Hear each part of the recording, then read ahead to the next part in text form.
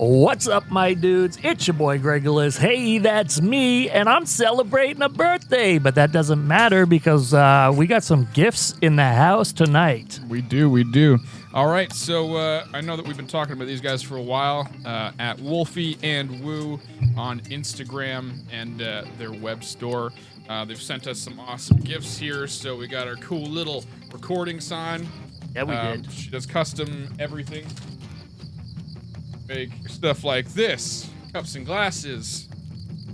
Stickers. And we got coasters, we got stickers, we got t-shirts. Show me your crits. God dang. So make sure you go and check her out and give her some love and buy all your gift needs there if you have, someone forgot a gift for you for Christmas. Go over there, order something up, and it'll be here in about a week or so. Canada, if you're in the States, I got nothing I can say to you. Yeah, wolfieandwoo.com, WOLFIE, and WOO.com. What about other places? It's not just Canada and the U.S. here. She ships everywhere. Yeah. So, wherever you want. I just can't give you a time. Everywhere. Everywhere. City She TV. ships everywhere. Okay. I showed my age. All right, Peter. Hello, everyone. It's me, your friendly DM. Well, friendly to some people. But you know what? Let's go over previously on DD&D. After a night spent around the campfire, the party dove into what exactly brought them here in the first place, here being the Zilgel Tangle. As time went on, the party decided that they would at least see their way through the Zilgel Tangle together and exit into the Temravi Plains, where the Bloodhands are currently encamped.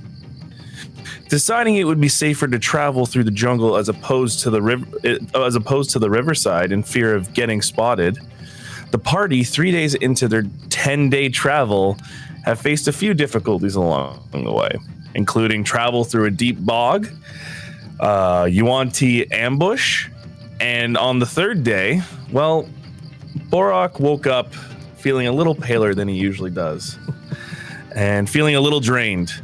As he wakes up, the party spots a large tick on his neck. And this is where we will pick up. It was a thick tick on the neck. 1 second, please. I just need to... 1 moment. All right. Please. I just had to roll something. All right. So that's how we're starting my birthday? Yeah. Also, happy birthday to Grjorn Smashstone, aka Grjorn. Hey, that is him. Yeah, that would be him. You're waking up, Borok, and you're feeling... Smile and nod, boys. He's Smile and nod. sighing and cowboy. You wake up, you feel a lot weaker than you usually do, and as everyone's waking up, they see this large light purple tick with a sack that is slowly starting to fill with your blood. I need you to make a Constitution saving throw, please. Oh, shit. Quick question. Is it like jungle territory? Is that what we're in right now? Yes, you're currently in the jungle. You are, as you said, you were traveling through the brush. Okay. We haven't got to the other side of the tangle yet. No, you're on your 3 days of your 10-day travel. Roger that. Thank you. That was an 8. An 8. Okay. It's nasty. So you feel a little weird, and you definitely are feeling under the effects of something. Now, to tell you exactly what this means to you, game-wise, you have advantage on physical skills made with just the right side of your body. And you have disadvantage on all other attacks and skill checks on the left side of your body. Yeah. Yeah, I'm totally cutting you off. I realize that we have glossed over a major thing that's happened today. Perry is not with us today. Oh, yeah. Oh, yeah. Chris isn't here. Yeah. He will Perry's be back. not here. Yeah. So I will be playing the voice of Perry. Hello. It's me. Hello. Sorry about that. I worked on that. So he is obviously doing some, has some other previous obligations, but don't worry. He's here in spirit. We feel for him.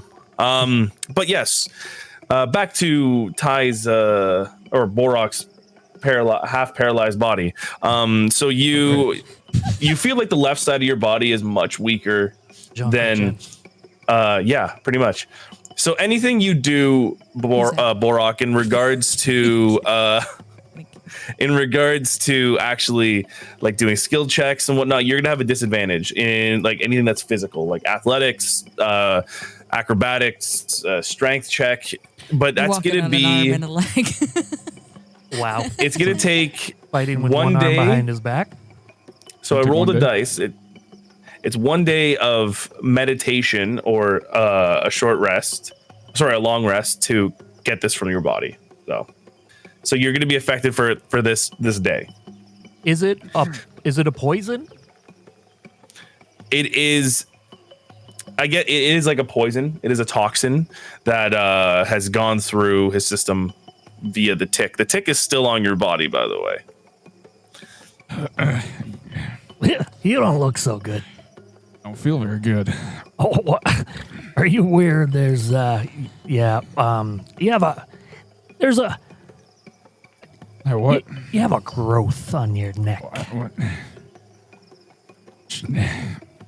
Somebody help me out. I ain't touching I can't fucking move. Ow.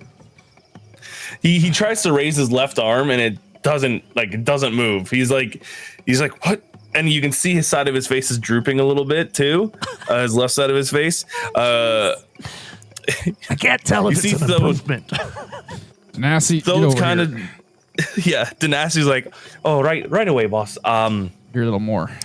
She takes a knife and she's like, now don't move. If you do, we might be nicking more than just the tick, you know? Yeah. Just get it out. Just get it out, please. So she takes her knife and you can look at the concentration on her face and she's kind of like biting her lip, almost as like a kid playing Operation. And she leans in and you feel the steel of the blade going in between your neck in this pulsating tick, and you can feel the feelers on the little legs on the tick like start to move and scatter because it can feel the blade being put in between it, and it just places the blade. She just places the blade and just flick, takes it off, and as it flies off your neck, you feel like there's a little bit of drip of blood, and it lands right beside Thode, who just steps on it, and just under his boot, just an explosion of Borok blood and some green goo. Who's ready for breakfast? I think I need to lay back down again. Well, I hate to tell you, but we still got to go a little bit ways. Not carrying him. Are you able to walk there? Yeah, just give me a stick. I'll figure it out. Yeah. All right. Someone get this man a stick. I'll rummage through the bag of holding and I will get him. Perry goes like, "Oh, don't worry, I have it," and he just that was good. He goes, "Okay," and he just kind of walks off to the side. He's like, "Don't worry, I have trained for this my whole life." And he turns around and you see he's got a perfect. I will say also, Perry rolled a natural 20 on his. Oh wow! On his gathering, I guess you could say. Oh, crit! Oh, crit indeed. He goes, Borok, would this help you? And it's a perfectly shaped stick that you can almost like crutch it's like a crutch now that you can like lean on your left side and or would it be your right side? I don't know. We don't have the paramedic here to tell us which is the proper way. So I think it'd be the right side. Yeah, the right side. Crutch on the opposite side of the injury. So he could lean on it. Yeah, right. Well, nestles it under your right arm. He's like, let me know how that feels. Well, it's better than not having it. So thank you, Perry. Appreciate that. No problem. When I was in Athersby, I studied as one of the... And he begins to trail off into this little story. That's a good story, Perry. Well, I'm happy that you got the correct training to help us out in the scenario. No problem. So, are we getting to getting? Sure. I think we got to get going on. I mean, we could eat on the move, but we got a day's worth of travel, and I don't think Borok's going to be much help right now.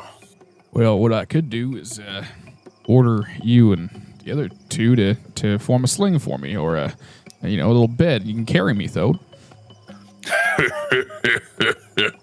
You look just fine. You look mighty fine under those crutches. Let's get going. Yeah.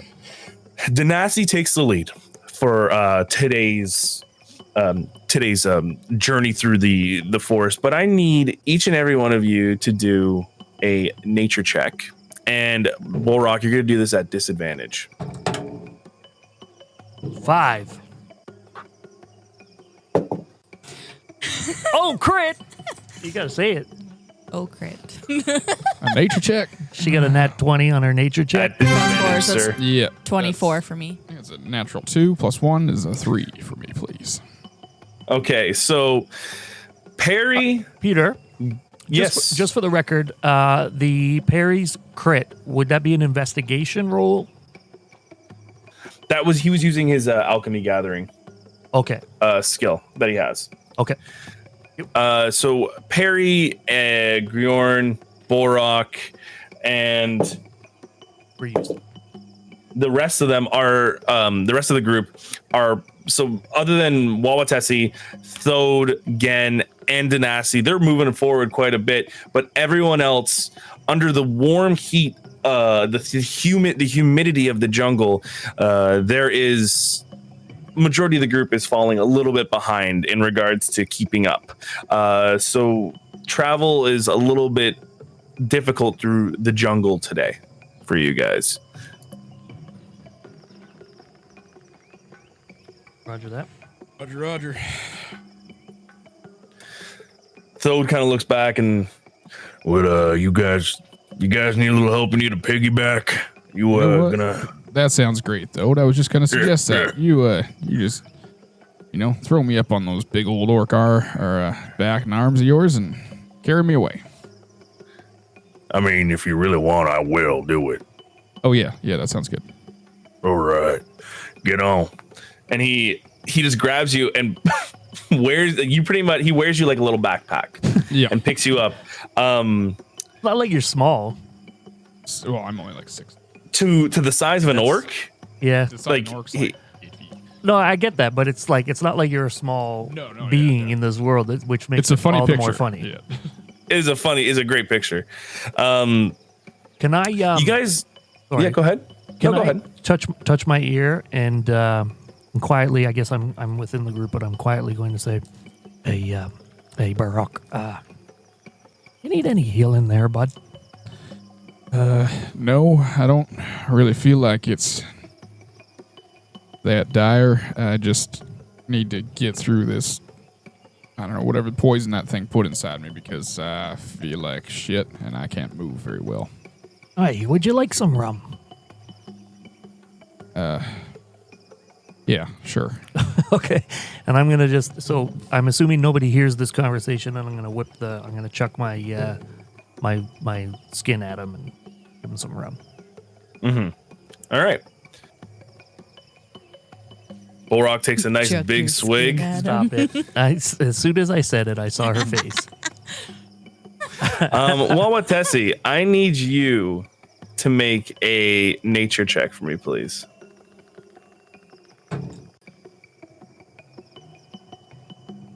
That's an unnatural 20. Ooh, Oh, dirty okay. 20. All right. So as you're walking through this little path with the root, there's a ton of roots just going through this little dirt path that Gen is seen to kind of cut his way through. You see up in a tree, you see a plump, juicy orange fruit with the one that you've never seen before. Just one single fruit just hanging up there. She's gonna lick it. I am going to go and get it. All right, I need you to do an acrobatics check for me, please. That is 20. Natural 20? Yeah, Natural she just rolled 20 it. Oh plus my 4. god! Oh, crit! Oh, crit! So 24. Okay. Damn, no problem. Like you almost like a kid seeing candy on a high shelf that they can't get. You immediately devise a way of getting up there. You bound off one of the nearby trees onto one of the lower hanging limbs, and you climb up there as if you're a monkey. And then you grab this fruit. You hold this fruit, and it's probably about the size of like a football. It's big. You don't know what a football is in this area, but just to explain, it is orange. It's orange-ish yellow, and it's a little bumpy to the texture. But yeah, there you go. I'm gonna like hold it up and like sniff the whole thing.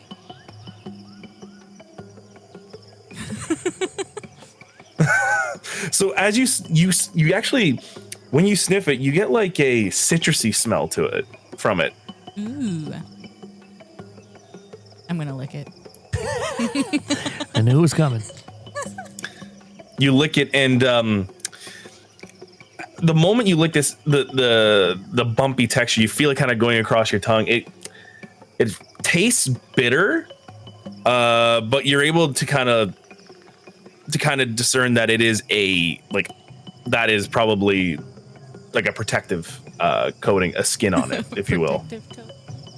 So I'm gonna try and crack it open. Okay.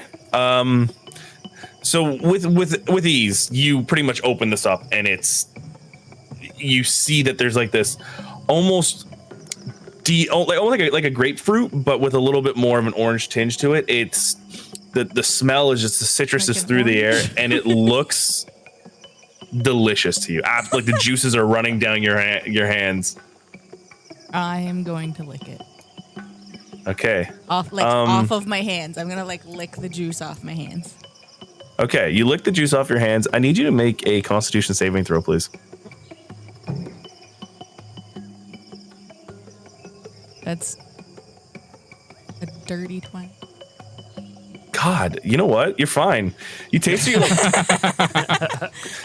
you lick it, and you feel like a little weird like muscle twinge for a section, and then you're like, eh. And you just like continue just like licking the juices off your hands, and you're like, eh. And it tastes like delicious to you. All right, I'm just gonna keep eating it. Okay. Now, are you sitting in the tree still, or are you I'm walking? like crouching on both of my feet and like one hand holding this thing. And then the other hand's like holding the tree branch in a way. Yeah. Like, yeah. Grjorn, you turn around and you no longer see Waawaatesi walking behind you guys. Off in the distance, you see a hunched over gargoyle-like figure in the tree eating this fruit, and it's just the juices are running down the side of her face, and she's just Looks like a vampire almost. yeah, but there's like orangish red juice coming down the side of her face. I am going to put my finger to my ear and quietly say, Borok, I don't want to embarrass you in front of your crew, but I think Waawaatesi Lefton is up in that tree doing random weird shit again. Random weird shit. Honestly, man, right now I'm having a hard enough time even just staying up on Toad's back. Roger that. Perry and I will go get her. Thank and you. I'm gonna kind of put my arm around Perry and be like, Perry, come with me. I want to show you this flower out over here. Okay. Oh, a flower. All right. I like to see that. Thank you. Flower. You see that flower up in the tree there, Perry? That's the flower of That's the not a flower. That's Waawaatesi. Hey, what are you doing up there?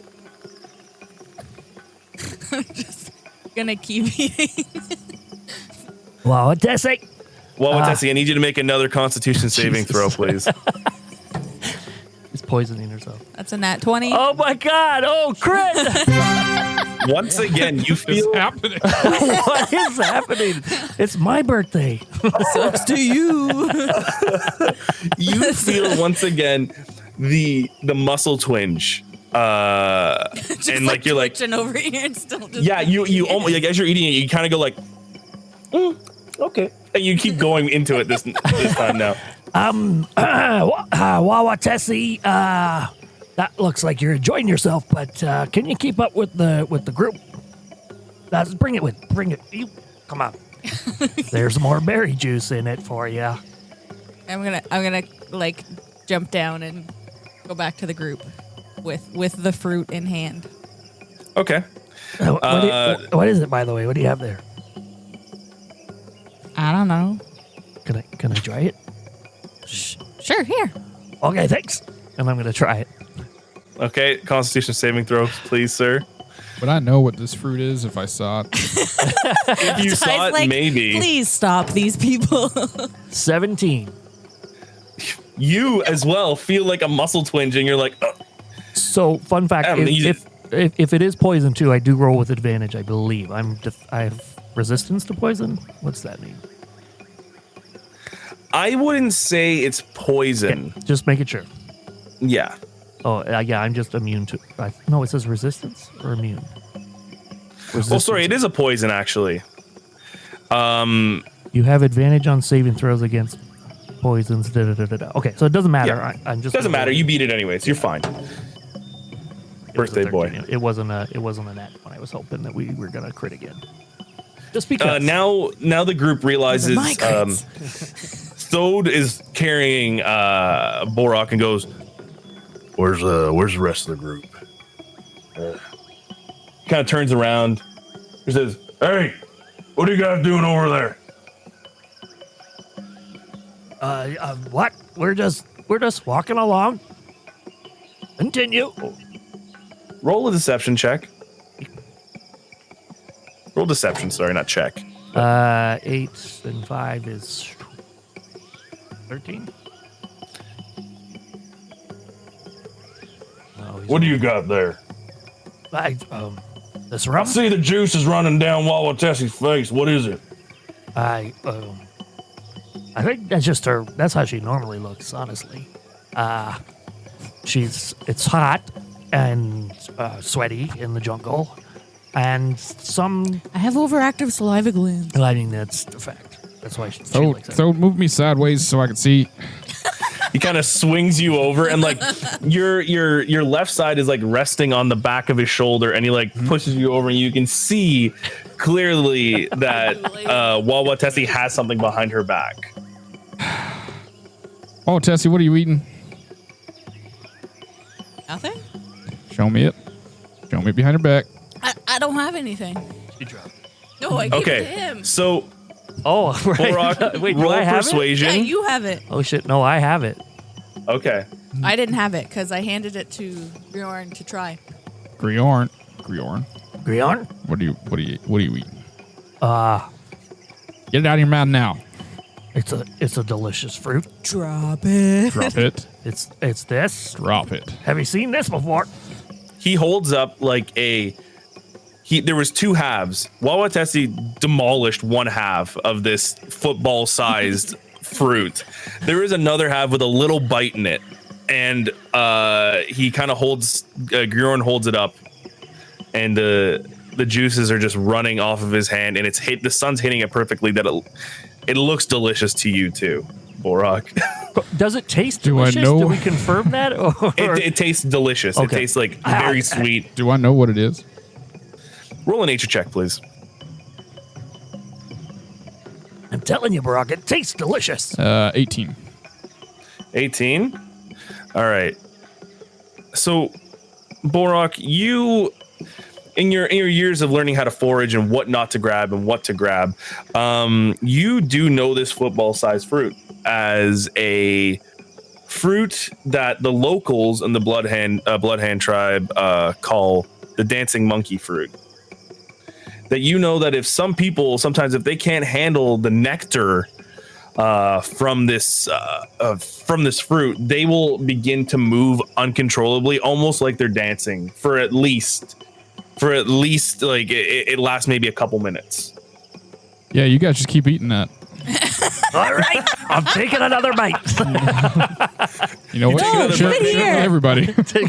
Can I take a bite? Yeah, make a Constitution saving throw, please. 9, 10, 11, 12. 12. All right. As you take a bite with your right hand, you go like, and then your left hand just moves out, and the other hand begins to move out, and like you start to like move around, and you're dancing. I'm doing the Seinfeld. You're doing like the Elaine dance. Yeah. And like, I go to Thode. You have a confused, you have a confused look on your face now. Thode, Denasi, and Gen are just like. Can I like before, like as it goes to drop, can I like grab it and like hoard it and like start eating it again? Come on, it's funny. Yeah, really funny. Somebody play some music. Perry's like, oh, let me have a bite of that. And if you take a bite of it too, Waawaatesi, please roll a Constitution saving throw, please. Roll for Perry. That's 16. For you? Yeah. Yeah, for me. It's not affecting you at all. Yes. It's you feel this like you feel like the twinge and you feel like you want to move and it doesn't happen. Perry goes for it.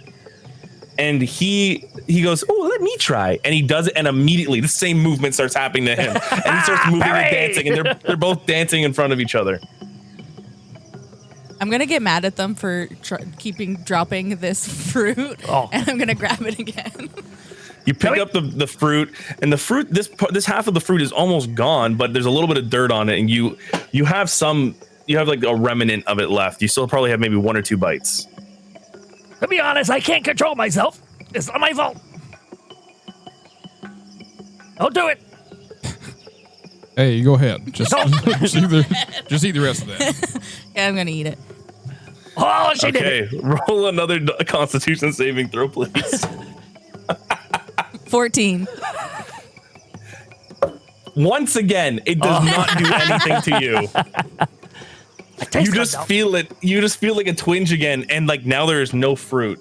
And Perry and Grjorn, you can see that they're slowly, like almost like when you have pins and needles, and you start to regain feeling in your arms again. They start to feel like they can kind of get control, but there's like little muscle spasms every now and then where their arms are just kind of shooting up and doing something else.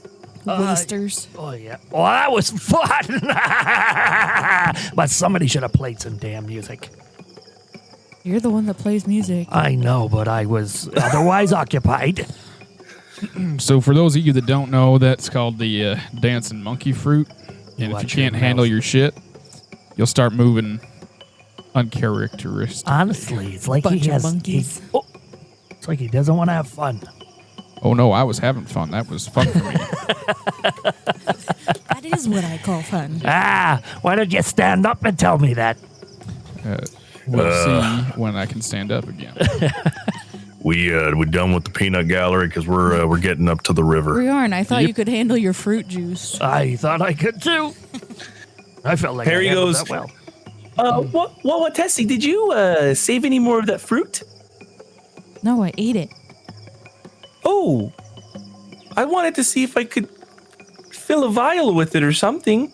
There's probably some Maybe take your juice. I'm gonna like cough and like and like spit in his hand. I just completely see her mother birding this. Yeah, she's regurgitated. No, that's contaminated now. That's contaminated. I can't use that. Sorry. But thank you, though. It was so nice. You know, I'm kind of upset that he's doing so well at Perry. There's some on my arm still, if you want it. Oh, no, it's okay. If we just keep an eye out for the fruit, I might look for it later. Okay, you said there was a river? And Denasi says, yeah, we have to cross the river at this point. This is where it's the most shallow, so it's easier for us to get through. Gen is probably the more adept at going across the river, but we're going to need to actually walk through it. Well, and she looks at Borok and goes, well, some of us at least. Will get me across. Now, is this how deep is the water here? It's 1 second. I'm just gonna like walk right into the water. No. You guys are heading up to it. You hear the sound of the river. You're not there yet. Sorry. Oh, okay. But it is. it goes up to probably about your waist, but for anyone that is of normal size, Perry will have some issues. You watch your tone.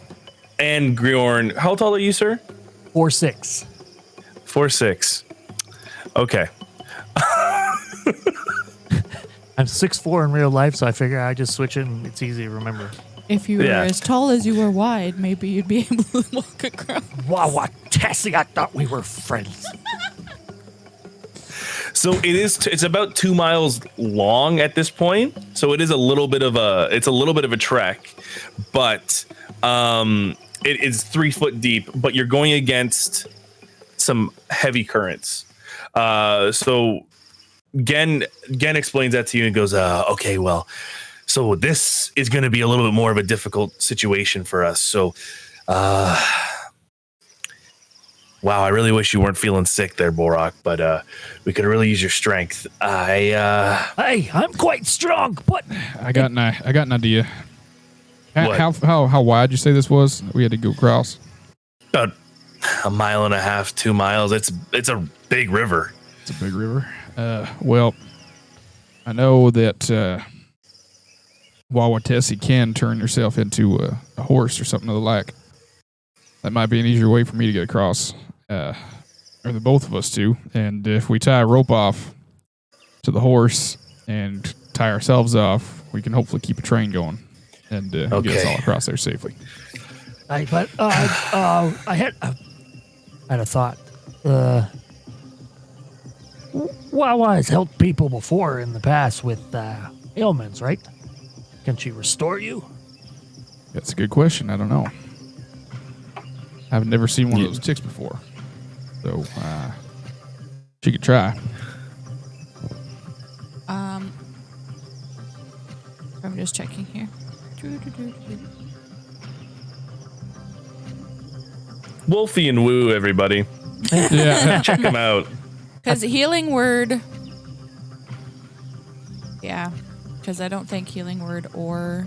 No, it would be Cure lesser wounds. lesser restoration, Okay. clear poisons and stuff. It's just a matter of whether or not it's that kind of poison. It'll work, but Okay. Yeah, I will. Why does it have that? What says? that's one of Oh, okay. So that just gives you like a.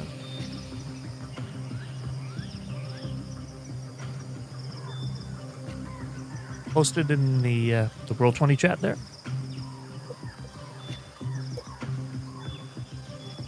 Or you can just tell me the spell. It doesn't matter.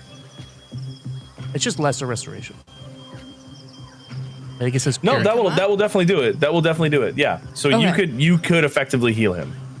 But you don't And know he's- this until you try. But it's his like. The whole one side of his body. Yeah, well, it's almost like a paralysis or poison. It's a poison, or it's a paralysis caused by a poison. So technically, but- you have but two of it's the like- things there.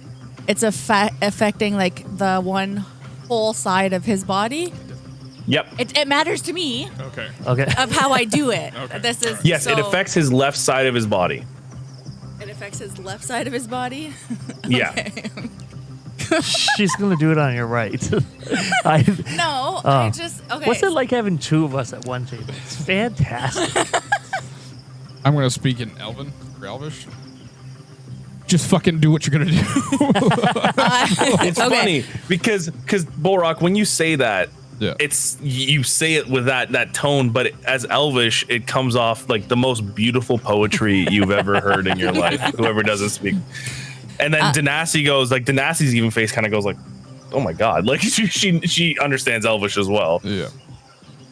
I am going to. Do not lick me.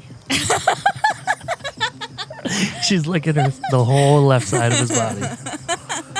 Do it. It's on brand.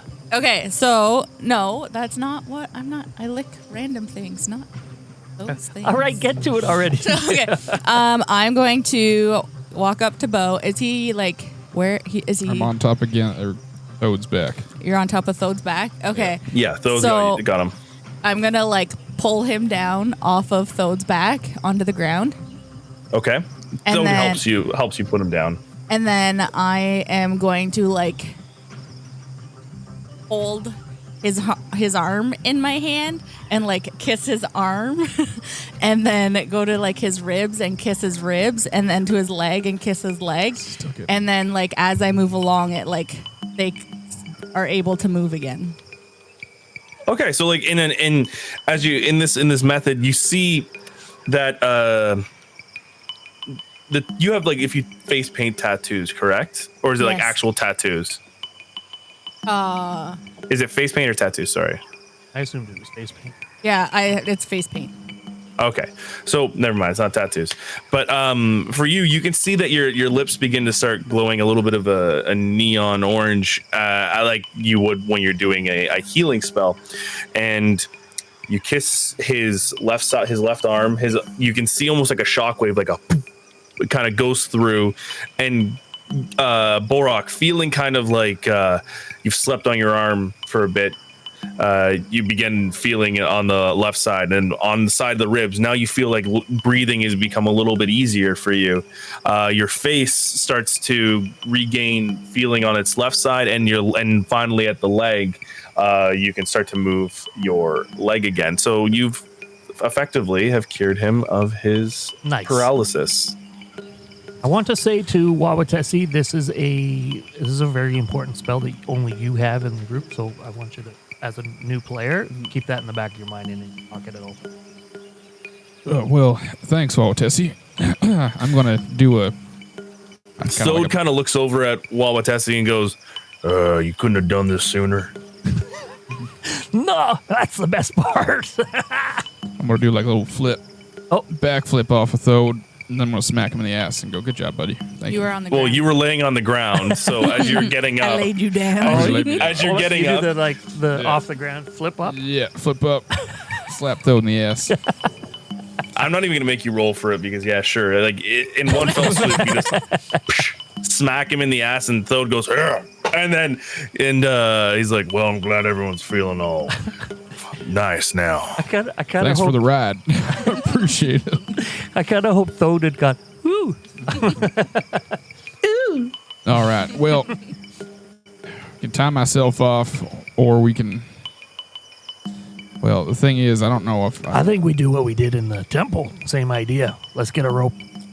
Yeah, we're going to rope all ourselves off, but if you go down, like it's going to be like a bowling ball with the rest of us, so. I don't go anywhere. I'm well balanced. Okay. Now, as you guys approach the river, you're now at the river's edge, and it is this murky brown flowing river that is flowing pretty strongly with like leaves and branches going down it. But you can definitely see that this is the point where it is the thinnest, you could say, and the sun is beginning to go down a bit, so you only have a few more hours before you have to bed down for the night. Well, yeah, please go ahead. All right, well, let's tie ourselves off and try and cross this river before nightfall. Hey, let's get a move on. I'll tie myself with like the best pirate knots ever. For you, that's not a problem. You've been in Nevigua, you know, the place you're from, as you always tell did us. you know that's where I'm from? No. Okay. You learned in the port towns that like brought that doing on these yourself. sailors knots are pretty easily. Yeah, really.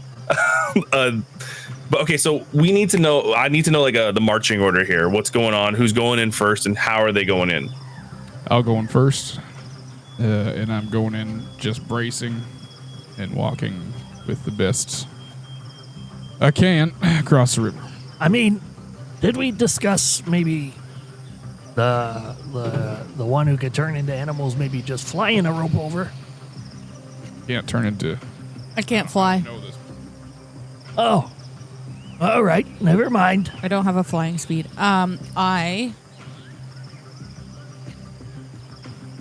What level is?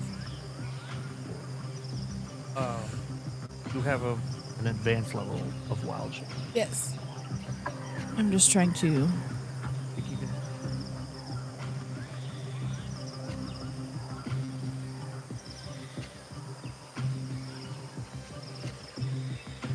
But so If you turn into like a horse or something, So- or like a woolly mammoth, or am I so? we're discussing. Sorry, this is the It's boring okay. part. It's fine. But what level is my? So what are these? CR. No, I know that. You can do quarter, half. Or Yes, CR1. no, I know that. That's not what I'm trying to figure out. This right here where it says 4th or 8th. What do those mean? See, it says here 2nd. That's your level. CR1 is an 8th level character. Yes. The best way for you to understand is a CR1 challenge rating. So, but what I'm trying to figure out is if I wanted I'm trying to figure out if I have swimming speed. You don't. If I were an animal No, that so you don't. because it says here at 4th level. Where did it go? No, at 4th. Oh, at 8. I have Yeah, yes. She does have fun.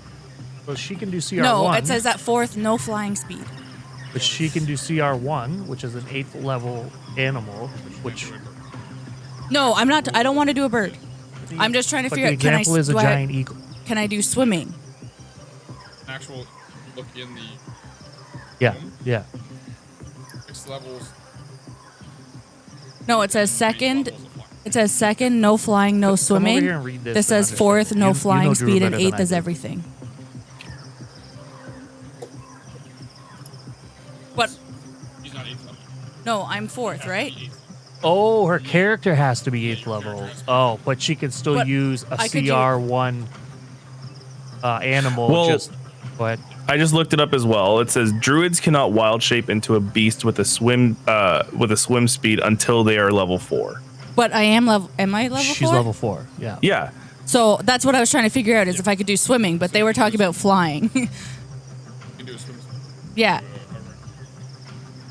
Yeah, because I wanted to do a crocodile. dolphin. Crocodile works too. I love that she went aggressive and I went for like beautiful. There's a lot about it.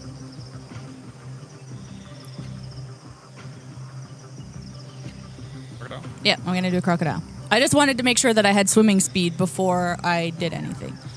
Yeah, because if you look, Because it says like 2nd, 4th, and 8th, but I didn't know if that meant like my level or if it meant like the wild shape level stuff. No. Like that's where I was confused is because it gave you the like CR 1/4 or 1 or whatever, but it also said like 2nd, 4th, and 8th, and that was what was confusing me. So I was just trying to figure out if I was 4th level, I could swim. that's okay. It's just saying at 2nd level, so that's when you get the spell starting at 2nd level.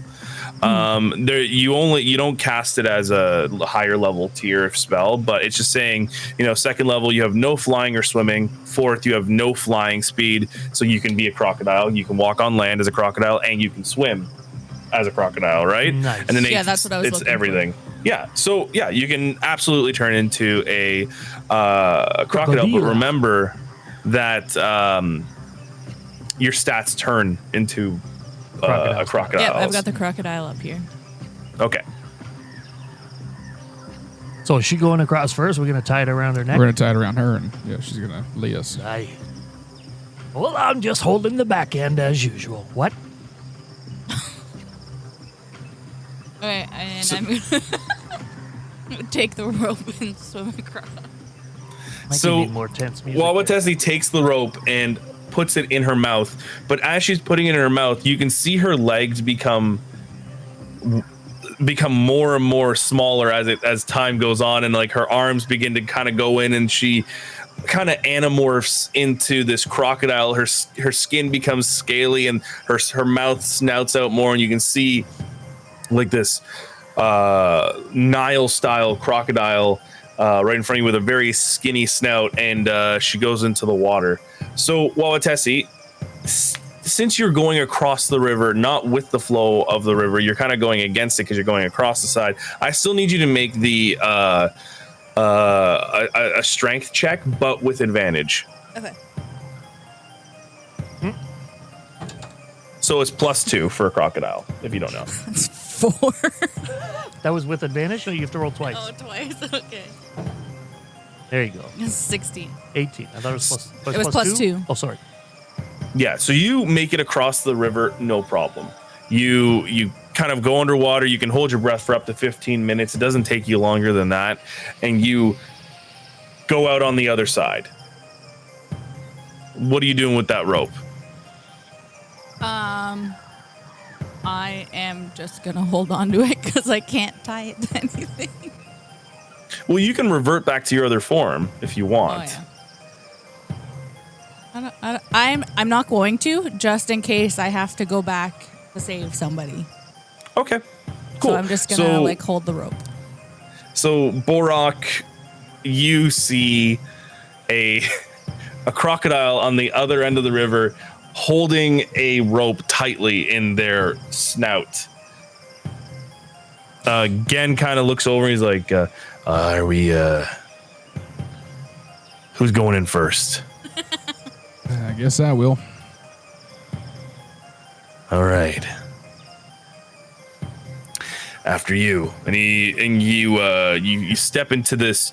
What you're expecting to have a little bit more of a shock of it, colder water, but it's relatively pleasant. A nice kind of cool off from a day in the jungle.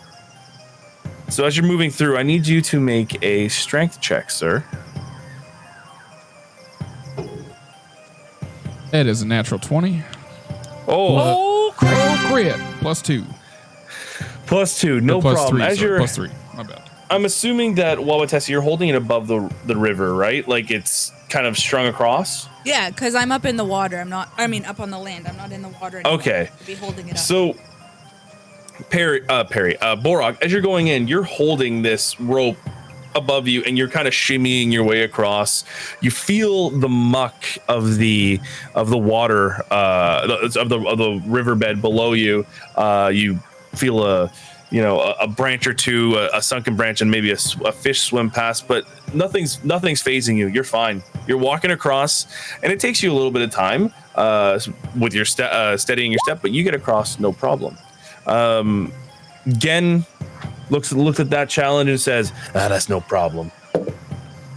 He goes in and he makes it across as well. Who's next?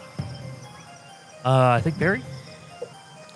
You want Perry to go next? I'm last, right? I'm holding the other end of the rope. Right, correct. So Perry's going to go next, and I will roll for Perry, and I will tell you the number that he's going to get. He has a +0 on his strength.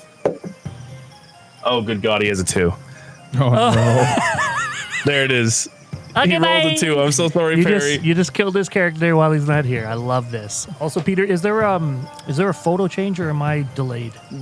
There is Not a that it photo matters. change coming. Sorry. No, there is.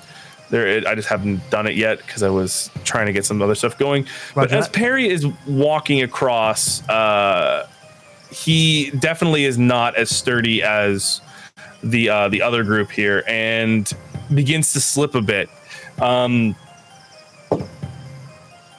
He rolled a natural 20, and as he begins to slip, his arm slips out from the rope. He actually grabs onto the rope with his other arm and kind of pulls himself up still. And he's kind of struggling in the middle of the water now. Oh, crit! What was that? Struggling in the middle of the water? Was that a saving throw? That was a saving throw, yes. The kind of strength saving throw to get himself. The only reason I ask is because we've been collecting that information and putting it. How close to the edge is he? Like to my He's side? halfway. He's halfway in the river right now. Halfway in the river. And he's just floating away?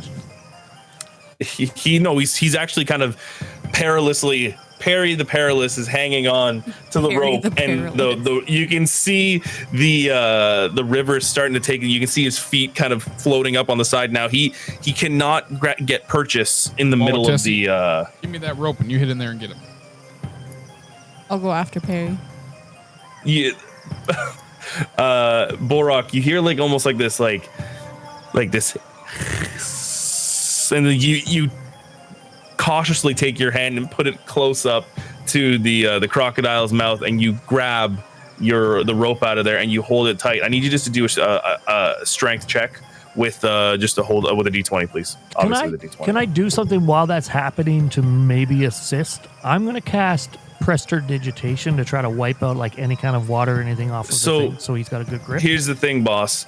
Yes. Is prestidigitation somatic? What is it? Because It's vocal somatic. Vocal somatic. Okay, so it's just a word. Yes. That's a natural 18 for me, by the way. Yes. Oh, perfect. So you're Plus holding 3, it. yeah. What did you And do? yeah. Strength check. No, what was the number? 18. Oh, Plus 3. I thought you said that. Grjorn, what are you to It's a do? natural 18. All I wanted to do was just cast prestidigitation on the rope so he has a better grip, like that it's cleaner for Perry's grip. I.e., like get rid of the Yeah, water or sure. whatever. You almost like you with your tattooed hands, you see the neon green of your usual go through your tattoos and into the rope, and it kind of curls around this like twine, and you can see all the muck and some of the water that was logged in it get kind of like just thrown from the sides. Perry's still holding on, but he's using his he's kind of bending his arm, and he's using the crook of his arm to hold it while not get swept away. Hold on there, Perry! Waawaatesi, in your crocodile form, you like slip into the water, no problem. I need you to make a athletics, please. Athletics check. Remember with the crocodiles, so that's with strength +2. Does she have advantage? Yes, in the water she does. Whew, she needs that. An unnatural 20. Hey. Okay, so fighting against the current and using your tail as that rudder, you jet towards Perry.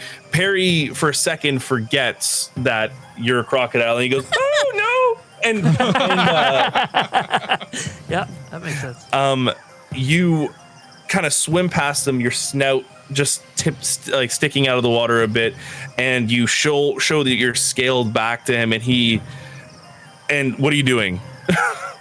I'm just going to like open my mouth and just like grab him with my mouth and just like push him along the rope while I'm swimming. You turn as you turn your body around, you kind of open your mouth ever so slightly, and you bring his body back from being like pushed by the current, and you bring his feet touch the muddy floor, and you begin to push him through the rope, and he's like, "Oh, okay, all right, here we go. Hello, Miss Crocodile." And he can kind of see the face paint on the scales still, and he sees that it's Waawaatesi, and he goes, "Oh, hi, Waawaatesi, thank you." And he gets you across the river there. Next up is Denasi. She makes it across all right, pretty deftly. She's pretty dexterous and knows her footing, and she, even though all your clothes are now soaked, she makes it across, and she kind of dusts the mud off her boots, and now it's up to Thode, bringing up Grjorn. I'm last. You're last. Yeah, because I'm holding on to the rope, right? Yeah. Okay. All right. Well, Thode goes and like, "Are you sure? You sure you want me to go next?" You're not that big. All right. All right. Uh-oh. He gets in, and immediately his foot catches the riverbank in some mud, and he slips in. Oh. But his arm grabs the rope, and he is able to strengthen himself up, and he goes through. And he is not having a good time either. He's now he's kind of like dipping under the water, and you can see Denasi and Gen on the other end. They're getting a little more concerned because, he's normally able to make this across fine, and he's just not doing well. Uh-oh. What? Do the thing. I'm gonna go and like swim up behind him and like lift him up with my nose and try and push him across. Nope, So goodbye. you, once again, I need you to do the strength with advantage to fight the river. It's an 8. Bye, Thode. R.I.P. Did you decide cowboy? Waawaatesi, you get a little off course, and you find yourself at the other end of the river, but way off, about 10 feet off from where Thode needs the assistance. So you travel along the riverbank side, and you and Gen, I'm going to make Gen do another strength saving throw with advantage, with you helping him. Oh God. Okay. First one was a 2. The other one was an 18. All right. So he makes it across the river after some difficulty. Waawaatesi, you have, since you're level 4, I think you can be a crocodile for 2 hours, I believe. It's half your level, right? Yeah, Yes. it's half of my level. All right, so you're fine still. And last but not least, Grjorn, what are you doing, bud? The sun is now down. It's the night sky. You might see a little bit of fire orange from the sun on the horizon going down. You can see almost like a little shadow of Armazal in the distance. Well, it's lucky us dwarves can see in the night. But maybe... No, it's 10 feet. Never mind. That's it. That's all I'm going to say to that. And I'm going to scream. Ah, hold on tight. I'm coming. Get behind me. There's a party. Well, Wawa's on the other side of the river now, so you want Wawa to come ferry you over? No, I'm going to do it. Wait. Did we determine how deep it was? 3 feet. 3 It's feet. 3 So feet. it's up to your neck, essentially. I'm going to get started, and Wawa, you just come and just... Yeah, I'll go help him. All right, I'm doing it on my own. I'm going to get All started. right, roll a strength check, sir. Just a straight strength or athletics? Straight strength. I'm on my way, don't worry. Okay, bye. It's a 6. It's a 6. As Grjorn, as you step into the riverbank, like some of the water just like some of the water goes over the neck level and into your mouth. You're like, and you're like still slowly trying to pull yourself. Waawaatesi, make that strength throw with the advantage, please. We're off to a great start. 18. 18. Just as you feel like you might slip from this rope, the rope is now, because as you're pulling it, keep in mind there's no one keeping it taut on the side, so you're bringing it under the water as you're pulling it, and as you feel that you're going to let go, your fingers lose grip of the rope completely, and as the river is about to take you, Waawaatesi, you feel like a scale, like almost like a bumpy log just hit you in the back, and it's Waawaatesi holding you in her mouth, but she's not really Wawa like bumpy? No. she's not keeping you Wawa scaly? she's not keeping you above the water as much every now and then. So as she's pushing you through, some of the waves are going like like just going through, and you I drink make your way across his the river. liquor. Sorry. So everyone's across the side of the oh, I made it. river I don't have to now. make another roll? No, you I made saved it. your ass, boy. Because Boy. really, the hero of this was Waawaatesi. Thank you, Wawa. Perry's Bake like, me a cake. Perry has his little cape, his little cloak, and he's like, I'm really quite cold. Is there anywhere we can camp for the night? Well, I thought we were going to camp here at the other side of the river. Oh, Let's okay. go, And he let's go to the immediately, underbrush bit and find something that found a good spot for us to camp down. I thought right. this was the easy way. you're saying that, and you're coughing up water, and you have some sticks and mud in your hair just from the traversing through this muddy, mucky water. Can I cast like a half-ass prestidigitation on me? So you go to cast prestidigitation, but you cough halfway through, and it just takes a little bit of the mud off, and you're like, oh damn it! Like it doesn't do everything. Worth it. So you take a few minutes, and you find a nice place in the underbrush, not too far away from the river, but still well enough hidden that you could get a fire going.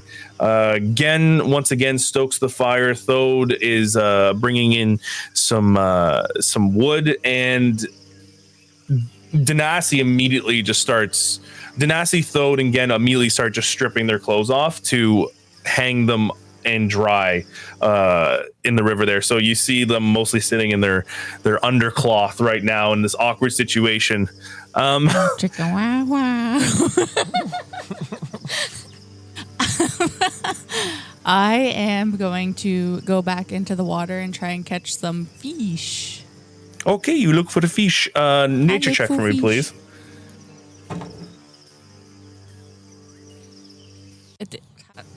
Nature. I know, but Did you undo your crocodile? no, I'm still crocodile. So Nature would be, if we're going to go for that, it would be using your intelligence modifier, which is -4. -4. 7. You managed to see one fish in there. I need you to roll a d20 and add 4 for the bite. 22. Easily, you just immediately snap at it and you grab it and you hold it in your thin snout and you bring it out, and it's not a big fish, but it's one fish for everyone. Thank you. I appreciate the sentiment there, but we do have rations for this. If you want to cook that one up, though, like, just give it to the guys. We'll figure it out. I'm gonna take it back and put it back in the water.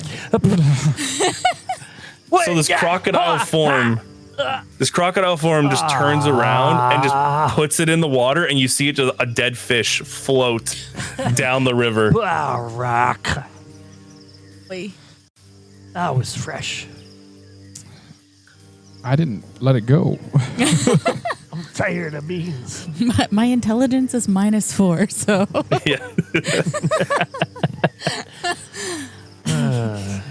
Denasi is kind of laying out by the fire, and she's like wringing out water by her hair, and she goes, "All right, so hard part's over, but we still got a few days left in the trip. Are we going by the river, or are we going by the water?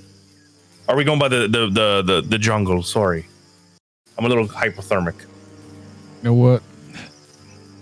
Do we want to take the faster way now? No, All right. we're committed. I thought we were camping. We are camping. tonight. Also, I assume Perry lit us up a fire with his. Yes, Perry did his prestidigitation and fireball, everything. He made it real nice. Yeah, real nice and warm for you guys. Boom. Explosion. Yeah, just. We're all dead. So you still have, if you're going by the forest, the jungle gang, you still have 1, 2, 3, 4, 5, 6, 7 days of travel. If you decide to go by the riverside, you have 4 days. So it's 1 day, basically. You said No, 5 and 5. 7 and 7 4. Shit, I don't know why I heard 5. Well, let's do the short way. You know what? This jungle it's a little more Hey, but fun than I thought we were going to be into here. But You say that as you're rubbing your bite mark on your neck. yeah, how much of you have experience on the water? well, I mean, we're just going to be walking beside the river. We're not going to be in the river. Oh, are we not? All right. We can make it raft if you want. Probably speed up I our mean, time. we'll be a little bit in the. People might see us as we're going through, or whatever might see us. But I mean, if we're a little more careful with our steps and how we're walking, it will be a faster trip to the Temravi Plains for sure. Yeah. Well, you've persuaded me. I'm getting tired of the jungle, and I'm mostly just upset we didn't have fish for dinner. I mean, we can fish. I do have the equipment, Yeah. because I'm a thinker and a planner. Well, then why don't you drop your line in? I'm gonna go back in the water and try and catch more fish. Okay. Roll a nature check, Waawaatesi, and then Grjorn, if you're going to do it, please roll just a standard D20. I'm going to do it. That's cocked. Jumped right up on top of other it dice. Okay, cool. That's a 3. A 3. So my nature as a crocodile is -4. You still find one fish, all right? No, so it's when I use a nature check as a crocodile, it's the Yes. intelligence, right? So it's a minus Yes. 4. Okay, so I Yes. get a 1. Oh, you don't see. She You got a don't. one and I got a The three. water's too murky. You can't see anything. Like I could have told you, this is not the right area to go fishing. There's too much current. As they're doing this, I'm going to go with Denasi, and we're going to try and catch a deer or something like that. Hunt a deer. Yeah, for sure. Nature check for you guys, and you get advantage because Denasi's helping you. That's a 1 and a 4. We're not eating good tonight. You guys come That's up a with 5. nothing. That's a 5 in total. Ooh. Wow. Oh, wow. Yeah, all of you return back to the camp. Waawaatesi, it's been 2 hours now, so you revert back to your elven form, but you're actually bone dry because you were as a crocodile. You were able to bask all of the you were able to dry off pretty easily. Grjorn comes back with his head hung low, holding his fishing pole with nothing, and Denasi and Borok come back with absolutely nothing as well. Gen is just eating a little bit of rations, and Thod's like, What? There's no meat for dinner tonight? Listen, I promise you, back in Navigawa, that's the island that I'm from. I don't know if I've told you that. Yeah. We know. I'm a great fisherman. I mean, I'm okay. It's a hobby. I'm not, but It's jerky tonight, boys. Sorry. with that, I'm going to put my equipment away and pull out that damn runic stone and get busy with it. okay, Who's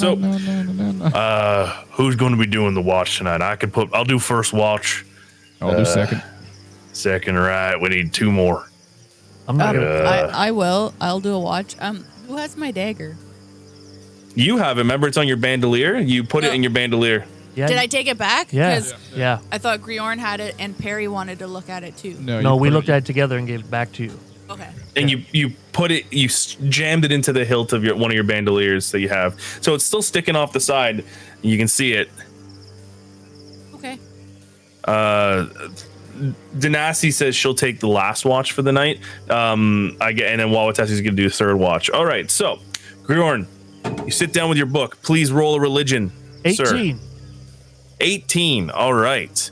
So with that, you sit down and you finally, I think, how many successes did you have? If you remember, The 5th. This is the 5th. the 5th success. So that's the final one. That's the one. All right. 1 second. Let me get this document out. Yeah. Sorry. Please hold on a moment. Burgess is back. No, he's not. Sorry. Shit. Just comes busting out of the forest. Surprise, everyone. Okay. So, Grjorn, after taking your time and going through these tomes and almost like absorbing the words that you haven't fully deciphered, you finally break this cipher, let's just say, on this tablet. And as you're reading, you almost feel like that Thum in your heart again start to grow deeper and deeper. And the tablet speaks of the Skald, some of the other hieroglyphs in the mountains that have studied the secrets of your art. You don't get a name of the mountains, but they keep mentioning the stone in the sands. The stone in the sands is where the power lies. The stone in the sands is where you'll learn. We'll learn your. They say learn your voice. So cool. With that, It's so it's like a wave of energy that comes over him, and he kind of just understands it. Is that how we're? Is that how? yes. If you remember, as you went through, you would trace the fingers. You would trace the etchings, and they would light up in this neon green as you would learn it. But now that you've been successful, the amount of times that you need to, it's almost like when you did that final trace with your finger on that final symbol.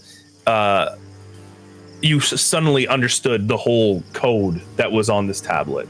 So cool. And it talks about the Gothies and the Gothies in the mountains being able to develop and pretty much develop and understand being a skald as compared to in Nevigwa, and have refined their arts, and it was just constantly mentioning the stone in the sand. With that, I'm going to go. Hey. Well, that's gonna get me somewhere, and I'm just gonna say that in general.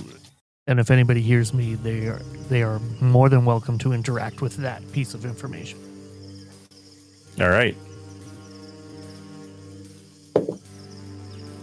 First watch goes by swimmingly. Next up, I believe, was Borok, please now. Thode comes up and goes, "Hey, it's your turn, boss. I'm turned down for the night." And it's kind of weird because he's just his rippling muscles are just exposed to you. You've seen it before, but like in the moonlight, it's just the firelight. It's just rippling off them muscles, you know. He goes to bed down. He's like, "Keep an eye out for me." Yep. Yeah, no problem. So, sir, please, investigation, or however you want to spend your time. 5? 5 plus 3, so God 8. damn, throw those dice out, brother. Yeah, dice jail for that. Okay. Let's see. Seems okay, man. Seems okay. There's nothing going on in the night. You really can't. Once you know your eyes adjust, you've been staring at that fire for a long time, and once you started to look past the fire, you can't really make discernible objects. It's kind of like just a black mass going through, and it seemed okay. Didn't seem too bad. Yeah, seems good to me. Nothing wrong here whatsoever. Anything else you want to do before we switch watches? Nope, I'm good. Okay. Next up would be Waawaatesi. What are you doing during this? I want to examine the dagger and try and see if I can figure anything out. Yeah, for sure. So it's been since you looked at the dagger last. It's been 3 days. All right. Yep. Looking at this, you can see that the dagger is now completely overtaken by this crystal. There is no dagger. There is no dagger. It's overtaken by the hilt now is gone completely. It almost had, you can see it kind of a bit through this geode purple pinkish hue, and you can see it slowly starting to crystallize a little bit on the bandolier leather bandolier strap that you have it hilted in. Oh shit. Now roll an investigation check, please, if you can. Just totally missed the tray and the table. Investigation, that's a 5. Guess I'll have to come back at you at some point here. How are you studying this, by the way? With my eyes. Okay. Wow. No, like, are you holding it? Are you? She's licking it. I'm holding it. Okay, you're holding it. So you hold it up, and you're holding it up in front of the firelight, and you're letting the light from the fire kind of. You can see it's transparent in some little bits, and it kind of casts a little bit of a purplish hue through it, and you don't see much other than that. Like there's no dagger there anymore. It's more so just. Can I sniff it? Yeah, you sniff it, and it smells a little like. I don't know if salt really has a smell, but it has that sort of that. Salt has a smell. Let's ask Borok. He had a good shot earlier. So salty. Yeah. Oh yeah. So it does. It does smell a little salty. It does smell a little salty, but that's about it. Can I lick it? Sure. You know, everybody knew it was going there. Can you do a Constitution saving throw for me, please? Yeah. She don't care about dying. It's a 13. 13. Okay.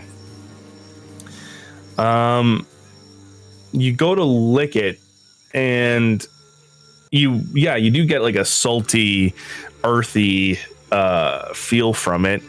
But you prick your tongue on one of the sharp shards, and your tongue begins to bleed a little bit.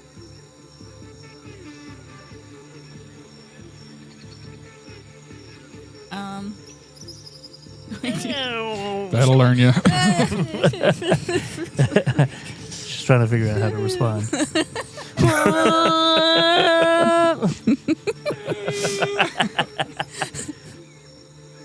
It tastes like sharp. I'm gonna. I don't know. I don't know what I want to do with it, because if it's turning the bandolier into crystal, I don't want to. Somebody help me! Talk to somebody. This is RP. This is on you. Oh, that's what I was actually saying. Okay. You said that out? You said that out as your character? Yeah. Perry goes, what's wrong? Perry Waawaatesi? actually woke up. Yes. He was actually kind of studying through his books at the time. Oh, okay. He was like, what seems to be the problem, Waawaatesi? I don't know what's going on with this thing. It's like taking over everything, and I cut my tongue on it, and it really, really hurts. And I don't know what to do. Let me take a look at that, please. And he's like, don't, just hold it there. I'm not going to touch it. He doesn't want to touch it. And that's cocked. Sorry. All right. +3, so that's 16. Okay. He looks at it. He goes, Well, it definitely seems like a. It seems like it's a geode of some sort. Definitely not from this area, I would say. But I mean, if we probably wrap it in something, we could probably put it in the bag of holding, and at least it'll take a while to, because if we're judging by when we got it, it didn't seem to take over things that fast. But if we wrap it in something and put it in the bag of holding, we might be able to check on it later. I don't know.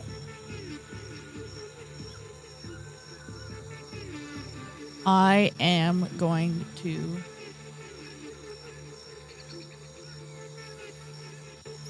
trying to figure out what I mean, I have clothes and stuff. You could... well, I've got a blanket. I've got extra clothes. Yeah. Wrap it in your blanket. Don't worry, I'll keep you warm. I will wrap it in the blanket. So you wrap it in your blanket then? Yeah, I'm going to wrap it in my blanket. You take out this big woolen blanket and you place the dagger or the geode now in the middle, and you kind of fold it up and you wrap it and you roll it up into this big roll. And now, are you putting it in the bag of holding? Grjorn's sleeping, no? Yeah. That's up to Grjorn, yeah? Yeah. I went to, after doing the runic stone and having sucked in all that water, I probably went to bed early. Okay. Yeah. But the bag is there, and I think I've indicated that I'm fairly transparent with the bag, so it's our bag as a group. I'm going to hold on to it still. I'm going to wrap it up in the blanket, and I'm going to keep it with me until the morning. Okay. Just because everybody's sleeping and I don't want to be rude. Roger that. All right. Now, just for your, watch part, can you roll an investigation check for me, please? 14. 14. Oh, damn it. My dice is not on my side today. So, no, there's nothing. Nothing going on. You're fine. That's great dice. We can keep those ones. And Happy last but not birthday. least, I believe it was Denasi who said she was going to take up the last watch. She kind of gets up and she was whittling something with her dagger, and it turns out it was just a wooden stake, and she just stabs it into the ground. Like a pointy stake or like a... Yeah, she rolls a natural 20. And, crit! she rolls a natural 20, and she immediately sees something moving in the distance. And she looses an arrow, and she takes down just a small monkey, unfortunately. That got a little too close. Yeah, and now everyone beds down. So I think this is a perfect time for us to actually take a quick break. All right? Good idea. So let's take a 10-minute break. See you back here at 3:40 p.m. Eastern Standard Time. Any of you who are watching, thank you for watching, and we'll be right back. That is me. Yeah, just before we go, we got a couple announcements. We want to give a big shout out to iVibe Up, who gave us a follow. Crumpets and Kerosene are in the chat. Thank you to all the people that gave me the happy birthday best wishes. Also, we hope everybody enjoyed their Christmas. Do you guys have anything else you have to or holidays? And other holidays. Yep, that's right. And other holidays. Yep. Anybody else got anything to add? We're good. I love you all. Okay, 10 minutes, 3:40. We'll be back. What's up, everybody? We're back after break. Mr. D&D with me. Take us away. Hello, everybody. Oh my God. Welcome back. He did a whole salute. It was fantastic. Yeah. I hope you enjoyed your break. I hope you got hydrated and you've enjoyed yourself thus far. But the adventure continues. Oh my God. Now It's my the party- birthday. We didn't take shots, Peter. Thank you for the interruption. Yeah. Moving forward. That was for Chris.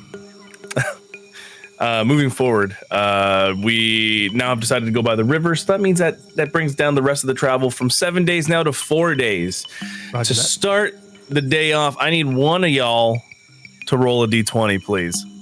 I'm going to let Borok do it because he's our leader. It's a 9.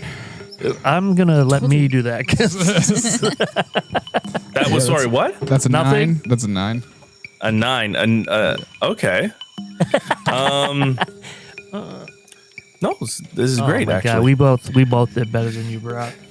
I mean, I think it's just So- a random table. So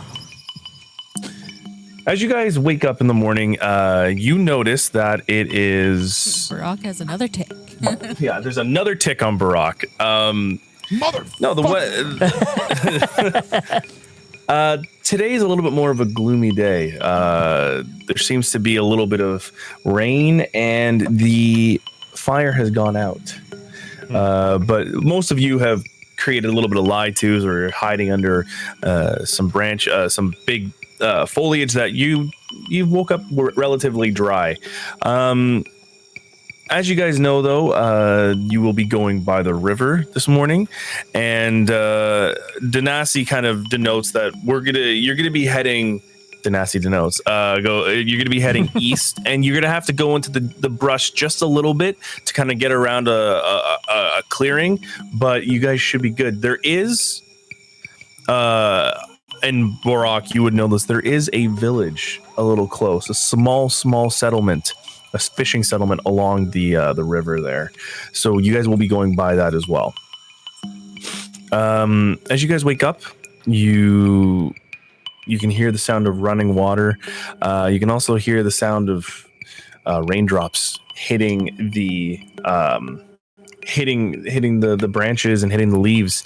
Thode gets up and goes, "Oh, I'd much rather prefer this to a goddamn warm day again." So, Denasi, you said we're heading a little east in a little bit. All right, everyone, pack up. Make sure you're going. Perry goes, "Okay." He kind of throws a little bit of dirt on the some of the more red coals on the fire. He goes, "All right, I think I'm ready to go. Everyone else good to go?" Yeah, I think so. Hey. I'm Perry, going to say a I quick mean- little prayer for the rain and the water. Yeah, for sure. You can do a religion check if you want. Or are you doing this privately or in front of everyone? Just privately. Okay. You kind of, before you even meet up with the rest of the group, you've started to do your little prayer. What are you doing with the geo dagger that you have wrapped up in the blanket, which is beside you now? So I'm just gonna do a quick little like prayer, and then I'm going to yell to Grjorn to come and like call him over. Yeah. I think that it would be best if I was not holding on to this. Oh, that's that dagger, right? Oh, yeah, it used to be. What? Oh, God. It's doing a magic thing, right? I'm gonna like open it up and show it to him. Wah! So as she opens up, she unravels his blanket. You see pretty much the form of a dagger, but very jagged and completely overtaken by this geode that you had originally seen before. Well, part of me feels like if we take it back to Navigawa, that's where I'm from, by the way, maybe some of the obsidian forgers might know what this is, but in the meantime, what do you want to do? Put it in the bag? I think that's best. That might, Yeah, I agree. And I'm also going to take one of my blankets and wrap my blanket around it as well. So you now have double coverage. This and ticking time bomb of a geode. Yeah. Okay. We're going to have a huge geode at the Listen, end of it. we're going to take it out every night. Okay, we have a Waawaatesi. Let's have a pack, and we're going to do like a really cool, funky handshake. I mean, that's a fist, not a handshake. Yeah. You gotta bump it, jump it, bring it back up. Did you just poop? No. Waawaatesi. I'm trying to teach you something of my culture. All right. Bump it, jump it, pump it, slap. Remind me to take this out every night and have a look at it. Yeah, okay. We don't want to ruin what's in the bag. What's in the box? What's in the box? Okay, and I'll put it back in the bag. Back, it was never in there. Oh my God. Ty's like, now you deal with what we deal with.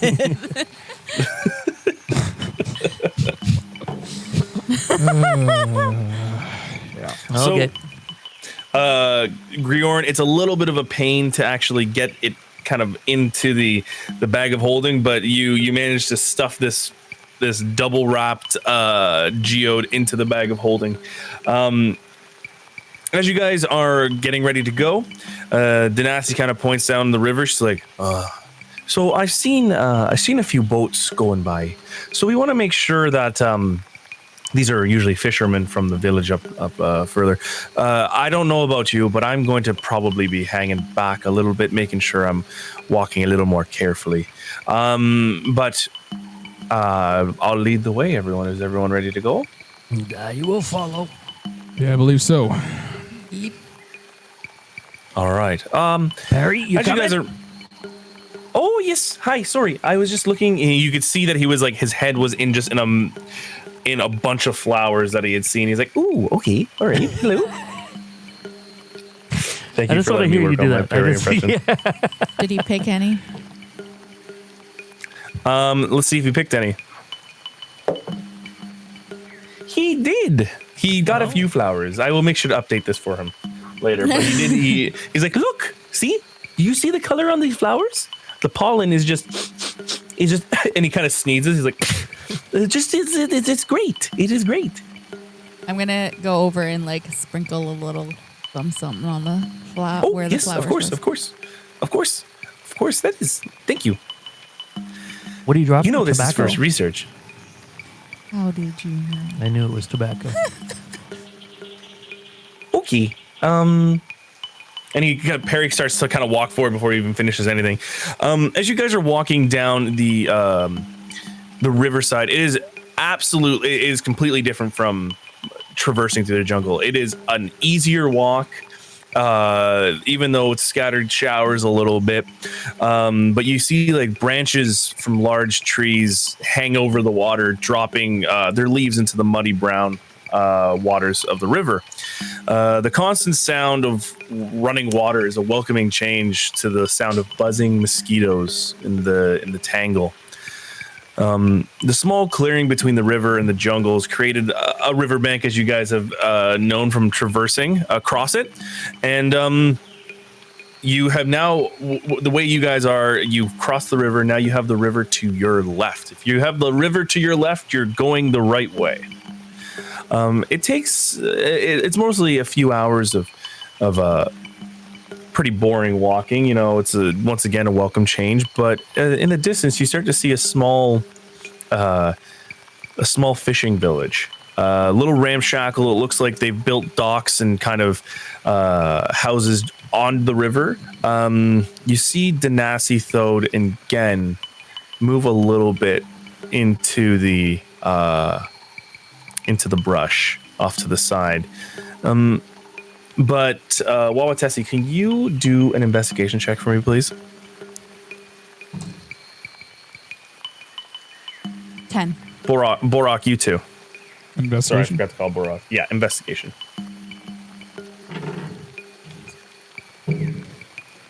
Natural 20. Oh, crit! Oh, crit. So 23 total. Yep, no worries. Waawaatesi, you kind of remember, but Borok, you 100% remember that as you guys were planning a raid, before everything kind of went south for your gang, your raiding group there, you knew that you guys were supposed to hit this fishing village for some supplies, let's put it that way. And you can see, Borok, that there is smoke. Not like a gray smoke, but a thick black smoke coming up from certain parts of the village. Well, how you guys feeling about a raid today? Where? You see Gen, Thode, and Danasi from the bushes go. You know I always am ready, Chief. Where? On the nice fishing village. Boy, yeah, that's one of the ones we were supposed to hit on our... Well, that looks like a nice village like back home in Navigawa, which is where I'm from, by the way.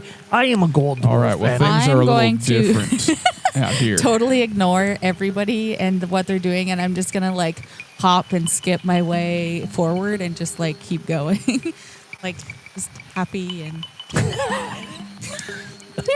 She gets about 5 feet in front of you guys when she's just kind of like just jauntily walking, like she doesn't even care. While you guys are kind of still discerning, Gen, Danasi, and Thode kind of like look shocked off to the corner, like, Waawaatesi, what are you doing? What are you doing? Get back here. Waawaatesi, get back here. Come on. Did he just click at me? he's clapping. Sorry. Come here, girl. Come here, girl. Come here. Oh, hey, girl. I'm gonna like stop and turn around and look at them. Get your ass back here. Come on. Yeah, you see everyone like kind of waving their arms, like, come on. Like, what are you doing?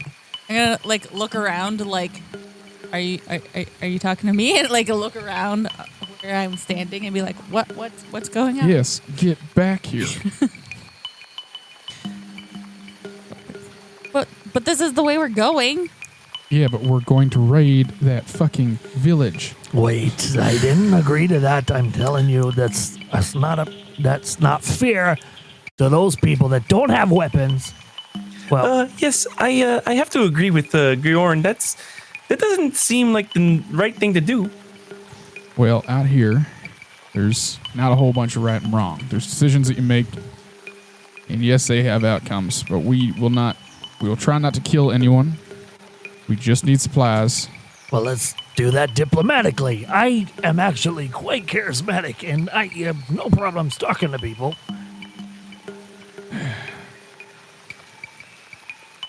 I like people. Nice, she likes people. All right. And Well, berry juice. let's try it your way for fun. Why? Let's walk into that village. No, I'm not suggesting that, Brock. I've been around for a very long time.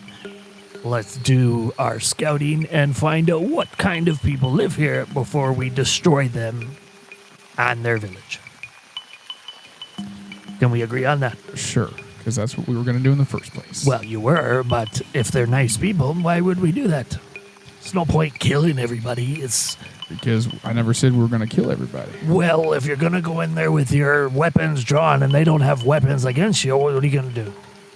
If they don't have weapons against us, we take what we want, we leave. But these people are living their like this is their whole livelihood, and you're just gonna steal it from them? Yeah. What? You don't. It's not gonna kind of the take- thing we do. The Yeah. nasty kind of like pokes her head out of the bush. She's like, that's our thing. Whatever makes our tribe stronger is what we're going to do. What about How their is that tribe? difficult? Well, we're going to leave them with their nets, so they'll still be able to fish. Let me just say, Do we know that they if it treat makes the fish tribe fairly? stronger, if they're not strong enough to defend us, then they're not strong enough to continue. Well said. I know it. I know. I did a little country thing there. Sorry. I know it. I know what you want, and I understand your culture. But try and understand mine. These people have done nothing to you. They've never hurt you. They've never raised a fist to you. So maybe there's another way. Yeah, but how do you know that for sure? Well, I want to do some fact finding.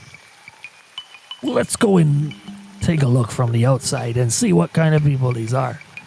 And I have no problems going and negotiating. I have no problems going and intimidating. But I'd rather we come out of here without hurting them. And realistically, what supplies do we need, Borok? Well, food, tools, basically anything we can bring back to the tribe to make our lives easier. How big is the Yeah, you tribe? seem to forget that we were actually here for a reason. That's what Gen kind of pipes in and Yeah, says. good reason, big man. You got yourself caught. Jesus. You better watch what you're saying. You better watch what you're saying. You don't scare me, big man. Gen's not a big man. That was Thode. No, that was Gen. Oh, again, This you is- don't this is scare me. Thode. Thank you. That's my mistake. Y'all look and say, what? Okay. I'm a human. He's an orc. I don't Yes. know. Anyways, I'm- what are we doing here? All right, we're going to go take a little look-see, take a little scout Aye, of this okay. camp. I would like to go and quietly scout them. Well, you can't be quiet, but we can. I so. can be very quiet. If you just stop Everyone talking stealth for check. half a second. Everyone stealth check. Everyone what? Wait, is that? Oh, no. That's Stealth a seven. check. Stealth check. Still check. 10. That would be a dirty 20. I got 2 out of 4 successes because I rolled for Gen, Denasi, Thode, and Perry. Perry is not very good at it, but if majority of you guys succeed the stealth, so Borok was a dirty 20, Dirty 20. Grjorn 10. 10, Waawaatesi. I got a crit, and so that's 24. Oh, crit. Oh, crit. Dang, man. I Okay. critted, guys. I critted. It's not a big So deal. majority of you guys are able to move forward quietly through the brush, not along the river path. As you get closer to the fishing village, you can see, yes, that like majority of these are all old wood fishing cottages. There is thick black smoke going through it, but as you get closer, you see there are a bunch of burned buildings already. You So this whole see- conversation was moot. It was a good RP moment. He said There thick was- black smoke. He didn't say like regular gray smoke, like specifically. He said There not you gray see smoke. a bunch of elderly people covering up bodies of recently slain members. You see some dragonborn, you see some halflings, you see some humans in this village. I am going to go to as many of them as I can and say my little. Out of stealth? You're just gonna walk right at it. You're just gonna walk right to the village. Yeah. Borok. Okay, no. If I would have seen her walking, I would have I would have grabbed her. You try and grab her, make a dexterity check, and then dexterity saving throw for Borok. Waawaatesi dexterity d20 roll, please. So 19. Probably. 22. Oh, as like Borok, you try and grab her wrist, but your fingers just slip through them. That's all right. I'm gonna and she throw a net moves at her. forward. Really? Yep. Do it. Do it. Do you have a net on you? Don't forget, I have there two is nets, yeah. precedence for this. He was pissed off at her in not Athersby, with the town Azarol. Yeah. Armazal. Sorry. Yeah, I'm gonna throw a net at her. I've had enough of this shit. But I'm not going in like curiosity. I'm going in determination because there's dead bodies and I have to pray for them. Roll for it. Yeah, but you didn't say that to any of us. No. You just started walking, so. Okay, so Borok, you're gonna roll a d20 and add your strength as if you're just like if you're throwing it. I have a +8. Okay. 9, 17. 17. Waawaatesi, dexterity saving throw to try and dodge the. Wait, That no, was a I'm She's sorry. crit. fucking natural 20. Oh, crit! I should have gone by armor class, but So 24. what do you guys? I should have gone by armor class, but So you should've dexterity gone by- saving throw. Yeah. You're gone by armor class. Well, I fucked up on that one. Sorry, guys. So she's missed the net. The net's gone through. Borok. The thing is, though, you recognize this carnage in a way, I guess you could say. It's a really well-known tactic of the Bloodhand tribe that they go in and they kill the strong. They take out the youngers, the younglings. They take out the younger, stronger brood, and take what they want. So just from seeing this right now is that you know that some Bloodhands actually hit this village. Borok would be in stealth, swearing under his breath, and going, well, she's on her own. So, Waawaatesi, Yeah. you clear the brush, and you immediately a green dragonborn looks over, and they're kind of just in like simple clothes and a halfling, and they're covering up a body that was recently slain, and they the halfling goes, yes. As that's happening, can I be following up behind her, watching this happen, and like try to do like a diplomacy thing? How so? What do you mean? In terms of like, I assume Waawaatesi's like head down, going to do prayers and put down some tobacco for the dead. I've just watched Borok try to stop her. I was like, yeah, let's stop her. And I'm just going to stumble out, realizing that there are people who are alive. And Okay. just like, good day, sir, ma'am. Roll persuasion.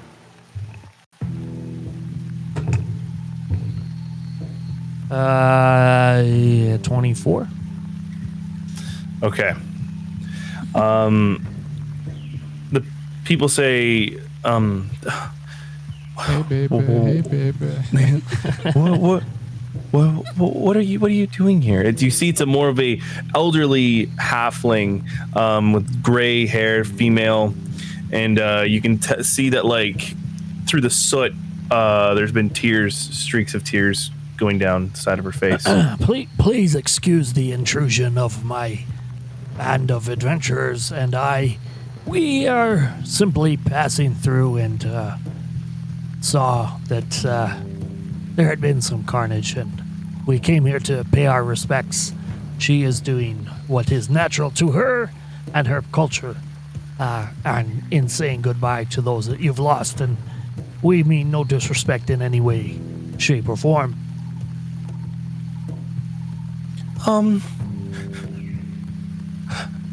Okay. And she kind of steps up and moves away from this. You can see it is a halfling male, presumably much younger than her, and you can see wearing almost like leathers that have been sliced from the top of his chest all the way down, and he has kind of dried blood on the side of his mouth. May we ask what happened here? Looks like you've been raided, and I'm give Borok a dirty look. I'm not there. You're behind. No, it's just You're behind. We're not. Oh, They're in the We're brush. not showing ourselves. No, they're in you the guys are brush. on your fucking own. Okay. You're on your fucking own. You're on your fucking own. Well, I'll say that real loud. That looks like you've been raided. They came under the cover. They came under the cover of night. About 2 nights ago. He seems like the coward's way, if you ask me. They took our fish. They left some of the boats. They left some of the nets. They burned the rest.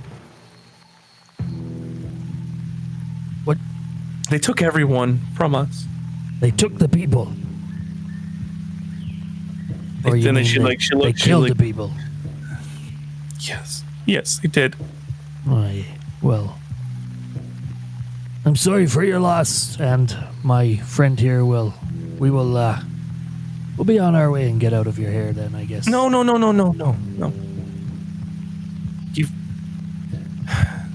It's not dangerous. It's not safe. It's dangerous out there. Aye. It's probably Please. more dangerous Please. if we stay. Ma'am? Stay the night. Please, No, stay the we night. cannot stay the night. I appreciate you and your hospitality, but this is no time. You must rebuild.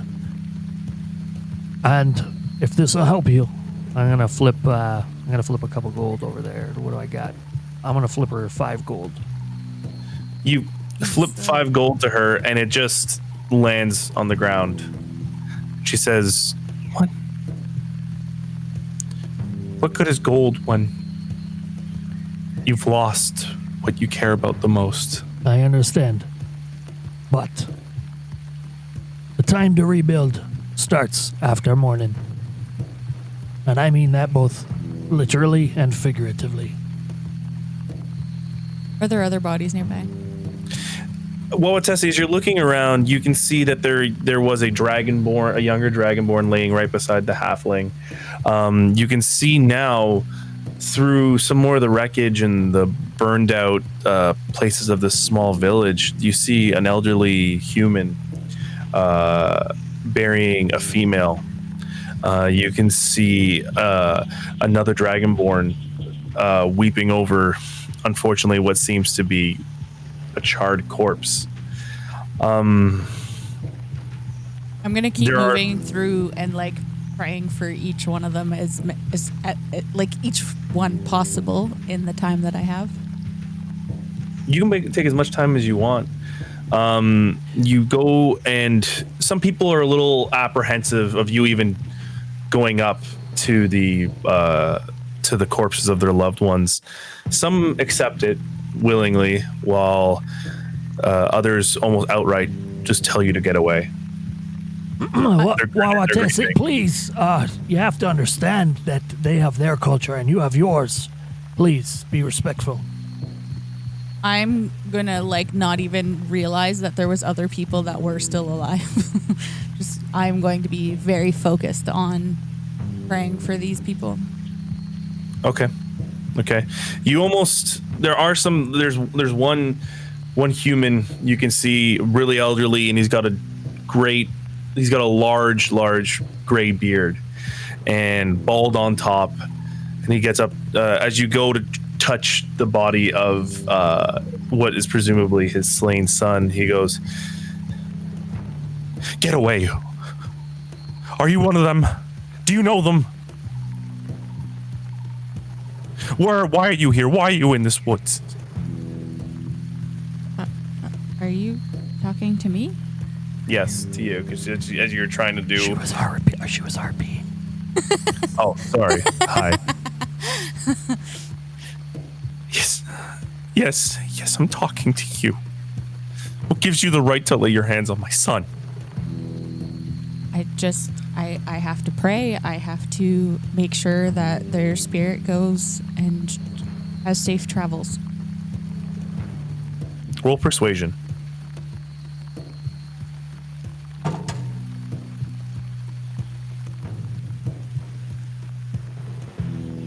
$17.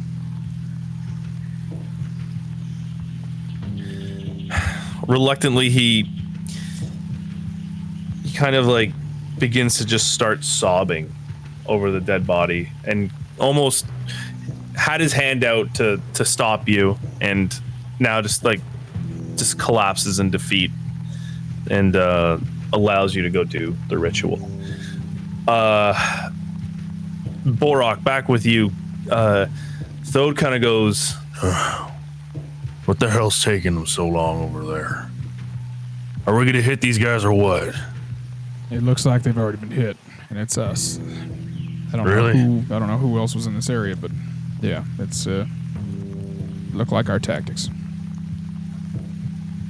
Shit. You think the chief sent someone out this way to look for us? Maybe take care of some of our business. He might have. Fuck. Quick way home. Yeah. He's not gonna be happy. No, he's not. But I don't think there's anything left there for us to even raid. So I say we keep quiet, keep out of the way, and hope they come back. Denasi kind of goes like, how are we gonna grab them back? Huh? Are they gonna stay there the whole night? Well, they better not, or we'll be moving. You hear kind of like a sigh come from Denasi and almost like a little bit of a swear underneath, and yeah, I'm not too happy about this either. She's kind of like overlooking kind of a little bit of the bushes and almost like looking behind her. She's like, this is not good. This is not good. You're right. It's not. Yeah. I don't know what I'm going to do with those two. So, I guess we just stay here, stay quiet for the time being. Hope for the best. Back to you, Grjorn and Waawaatesi. What are you guys doing?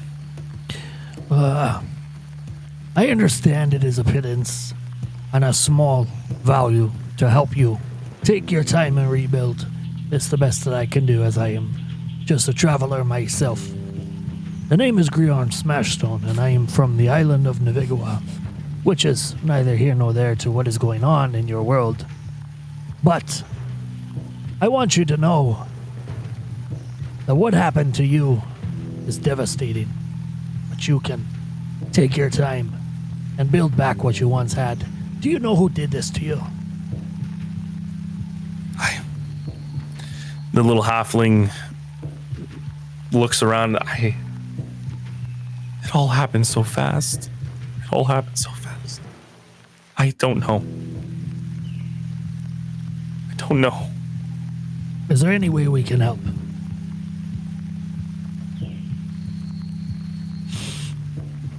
Just help us bury the dead. Aye, that we can do. And with that, I'm gonna find a shovel and start burying dead. And I'm gonna be like glaring into the forest, wherever the hell those assholes are.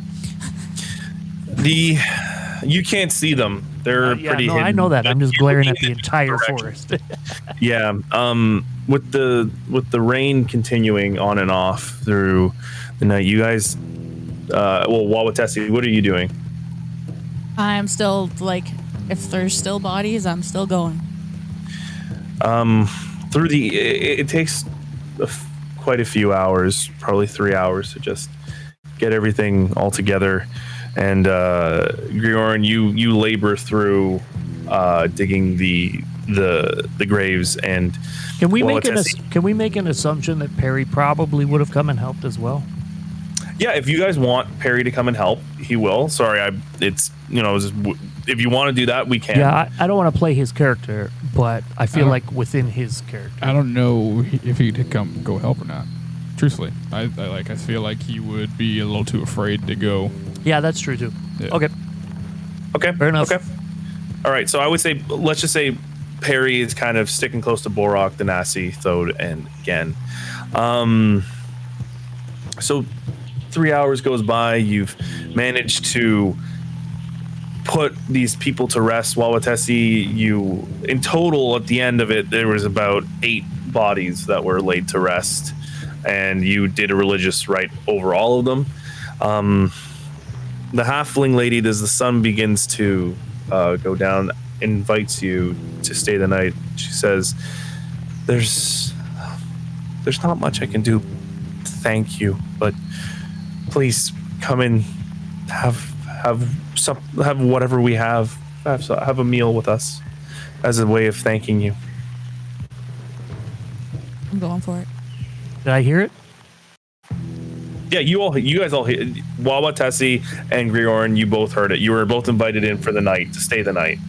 There is like a rock solid pit in my stomach, and I will say, I appreciate the offer. We must keep moving. We do have to get on our journey and keep going. We did what we could to help you and feel your pain, but we must move on and couldn't possibly take from those that lost. Waawaatesi, as both of you begin to leave, you see the elderly man that was bald with the big gray beard comes up to you and says, kind of grabs your hand and puts something in your hand and says, I'm sorry. I was so hard on you. I'm sorry. Thank you. He put something in my hand? You put something in your hand. You look at your hand and you see there's like these little biscuits. There's about 6 of them in this little like bag that he's giving you, and he just says, "For the road." I'm going to thank him, and I'm going to hug him, and then I'm going to walk away begrudgingly. As you guys both meet up, Borok, this has been 3 hours of kind of just hanging out and keeping an eye. Sighing all cowboyish. Silent cowboy. He just every time we make a move, everybody we laid to rest.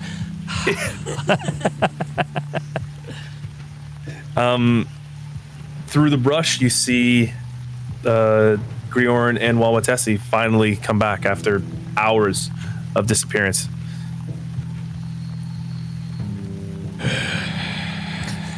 Don't you try it. Come on. I'm just going to start going. Borok, you can see that Gen and Thode are incredibly tense. You can tell they're pissed off. Yeah. I'm going to offer each of them a biscuit. You offer it to Danasi. Danasi takes it, but kind of just doesn't, instead of just taking a bite out of it, just picks at it with her fingers and puts little crumbs in her mouth as you guys are majority of the walking silently through the night. Gen refuses to acknowledge you.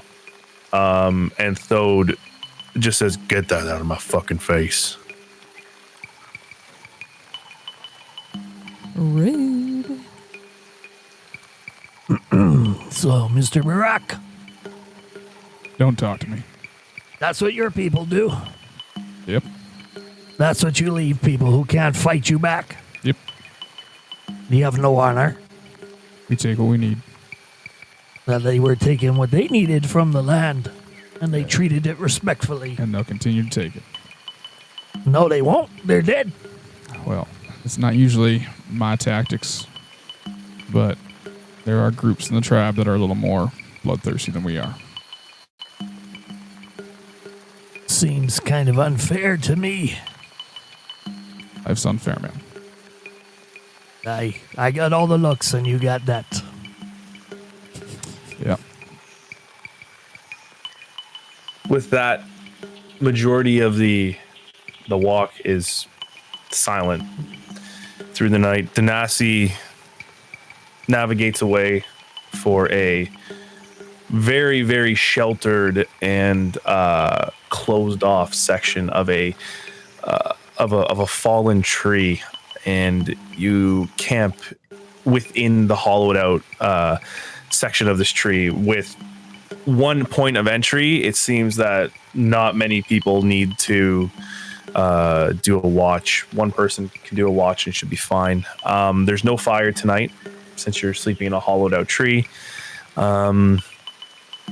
Yeah, the night's yours for before you guys bed down. I'll do the watch.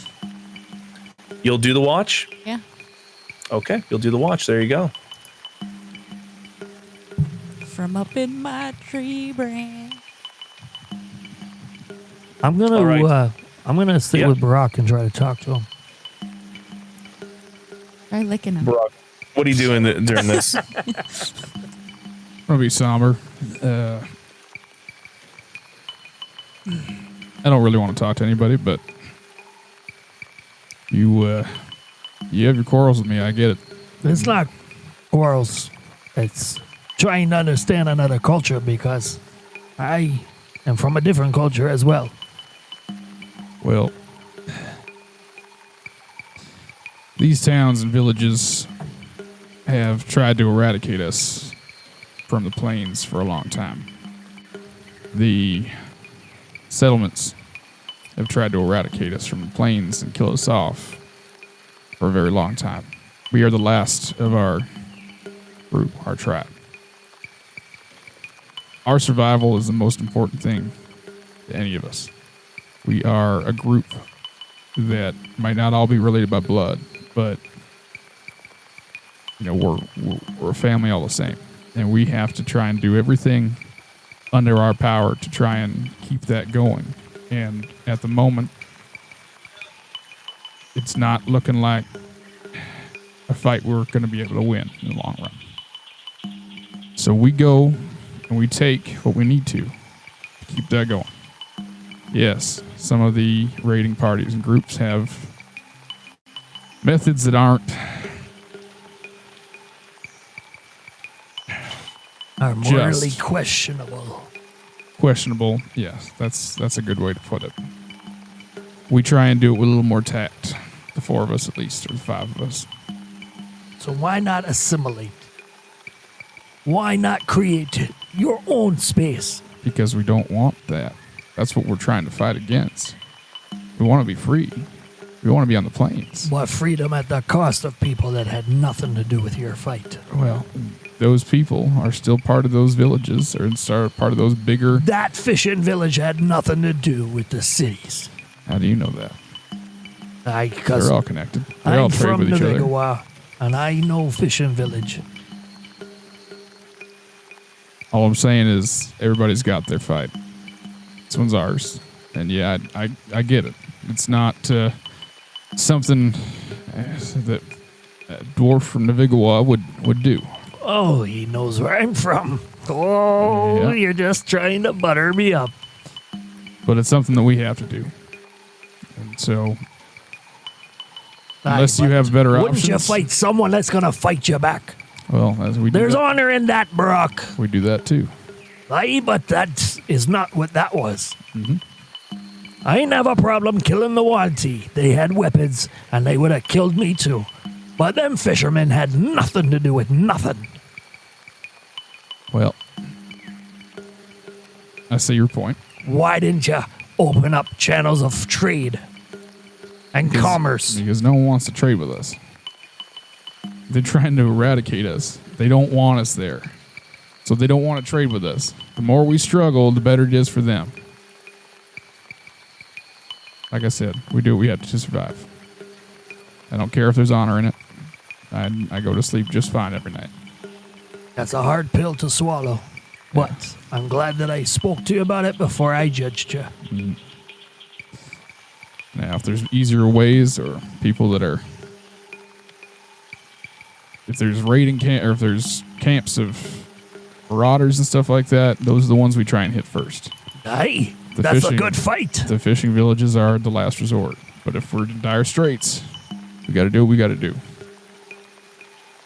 I'm going to struggle with this, Borok. That's all right.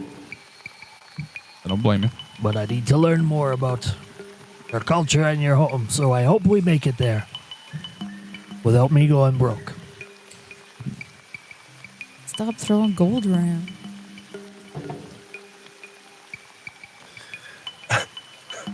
I'm not even there. Well, I know you're not there, so I didn't respond. Go here. Waawaatesi, as you decide to take the watch, you said you're watching, just going up, you're climbing up into a tree and you're doing your usual thing. That's what she said, yeah. Yeah, Sorry, my microphone fell. It's okay. So Yes, I'm up in Waawaatesi, the tree doing my usual. so you're doing the watch. This seems like a really well fortified spot. There's not going to be too much issues going forward, but you can see that small fishing village, and it kind of just sits in your mind. The clouds have parted through the night, and you can see the stars, and you're learning a lot more about civilization and how things are done and how things are perceived. With that, you all bed down for the night. And I need you guys to roll a d20 for the next day. What do you guys go for? just a straight nat 20. D20. Straight nat 20, D20, not natural 20. Everybody, No, just you. No, just you, buddy. Yeah, the next day goes. 13. 13. He says cautiously. Cautiously. So cautiously. And I like how, sorry, I just want to say, I like how you guys immediately forgot the pact and didn't check the deck. He didn't check the bag. Listen, there was Okay. a lot going on in those conversations. Was a serious situation. A lot thematically. I know. It's Yeah. fine. Okay. Thank you for reminding me, because we're going to bring that up in the morning. Yeah. As you guys wake up,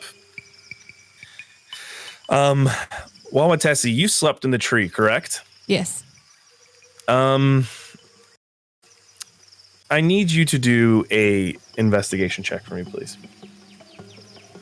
Or perception, sorry. Same thing, I think, but It's not the same. Oh, snap. So which one do you want me to do? Perception. Perception? mm-hmm. It's an unnatural 20.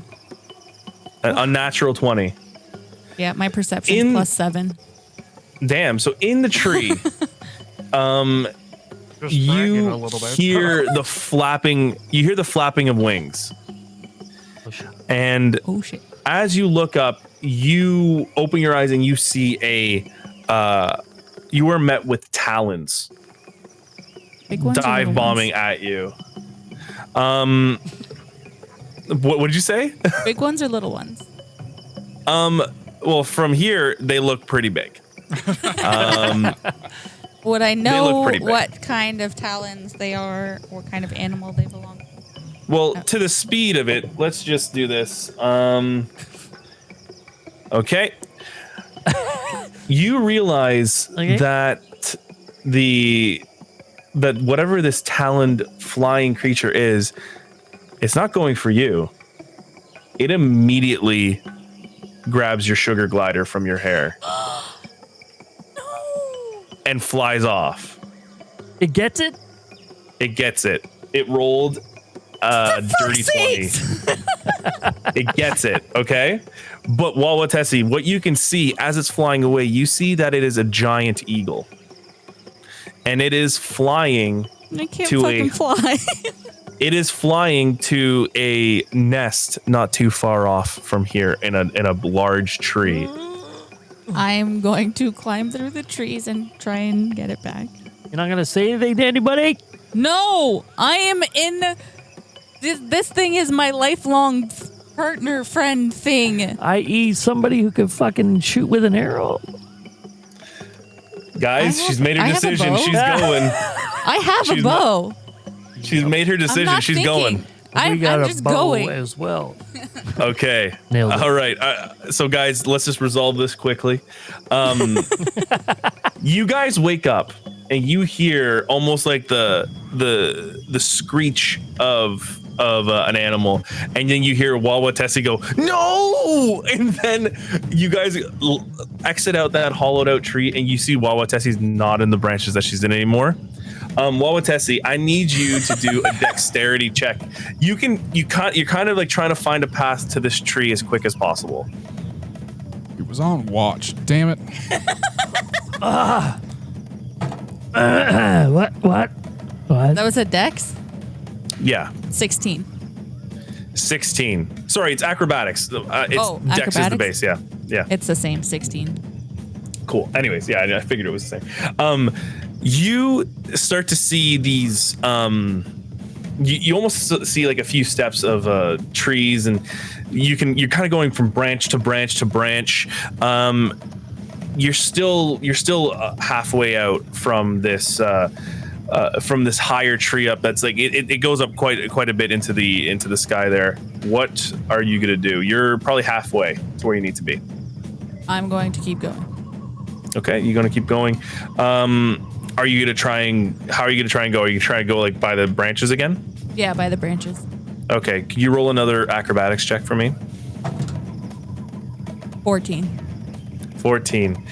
As you're running, Waawaatesi, you get past a few more trees, and then you hit a branch and it breaks, and you start to fall. What are you doing? Falling, apparently. I have a question. Yeah. Waking up, she's kind of on the go. Yes. Is there an opportunity for me to inspire her? No, she is gone. Okay.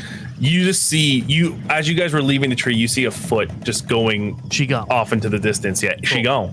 She gone. Waawaatesi's doing her own little thing here. I'm going to try and catch myself on another branch. Okay, so can you please roll a acrobatics check for me, or a dexterity saving throw? 6. 6. Oh. Okay. Rip. As you're falling, you're grasping at anything, and you grab a vine, and the vine jerks and it breaks, but you swing towards the next tree, and you take. Go ahead. You smash into it and you take 2 points of damage, but you're now halfway up this tree and you're almost there. You can see the tree, like you're one tree over, and you'd have to climb up to get where whatever's going on with your beloved. I'm going to cast Locate Object on the bandolier. It's on Waawaatesi. Well done, by the way. Take a point of inspiration for that. Holy fuck. Yeah. So you immediately start to recall that that bandolier that Waawaatesi wears, and you envision it, you see it, and you don't see much around it. You just see like a fog of a figure, and you can see it's probably about a good 50 to 60 feet out into the jungle. Follow me. She's close by. You guys take off running. Sorry. Running. Yeah. Waawaatesi, what are you doing? I'm in a tree again. You're halfway up a tree beside the tree that you need to get up into to look at the nest. Okay, so I'm close to it. I'm going to evaluate the situation and figure out how I can get there without the eagle noticing me. But quickly enough that I don't want it to like eat my. I don't want it to eat my little guy. Can you do an investigation check for me, please? 15. looking up at the tree that's directly in front of you, this tree towers into the sky with multiple different branches on it. You can discern that there's a path that you could go where the eagle possibly couldn't see you, and it would take probably one good run at definitely hitting all these branches to get up to the tree. I'm going for it. Okay, I need you to roll an acrobatics check, please. 19. Fuck, nice. Really done. Really well done. So you shimmy yourself along the side of the tree that you're at, and you almost put your legs onto the tree, and you back spring off onto the one of the branches of the tree where the giant eagle is, and you definitely start going from branch to branch to branch to branch, almost in a circular motion. You're swinging. You have this determination in you to get your sugar glider back. As you reach the branch where the nest is, you see the giant eagle holding your sugar glider in its beak, and there's 4 other baby eagles over it, and she's holding them, and the mother giant eagle is holding your sugar glider over them in preparation for them to devour. So I'm like, where am I in relation? You're kind of like on the same level as the branch, but on another tree. No, on the same tree. You're hiding up. You're hiding around the main part of the tree, and you can see it on the branch next to you. Okay, I'm going to try and like jump across and grab my sugar glider as I go across. Okay, I need you to make another acrobatics check, please.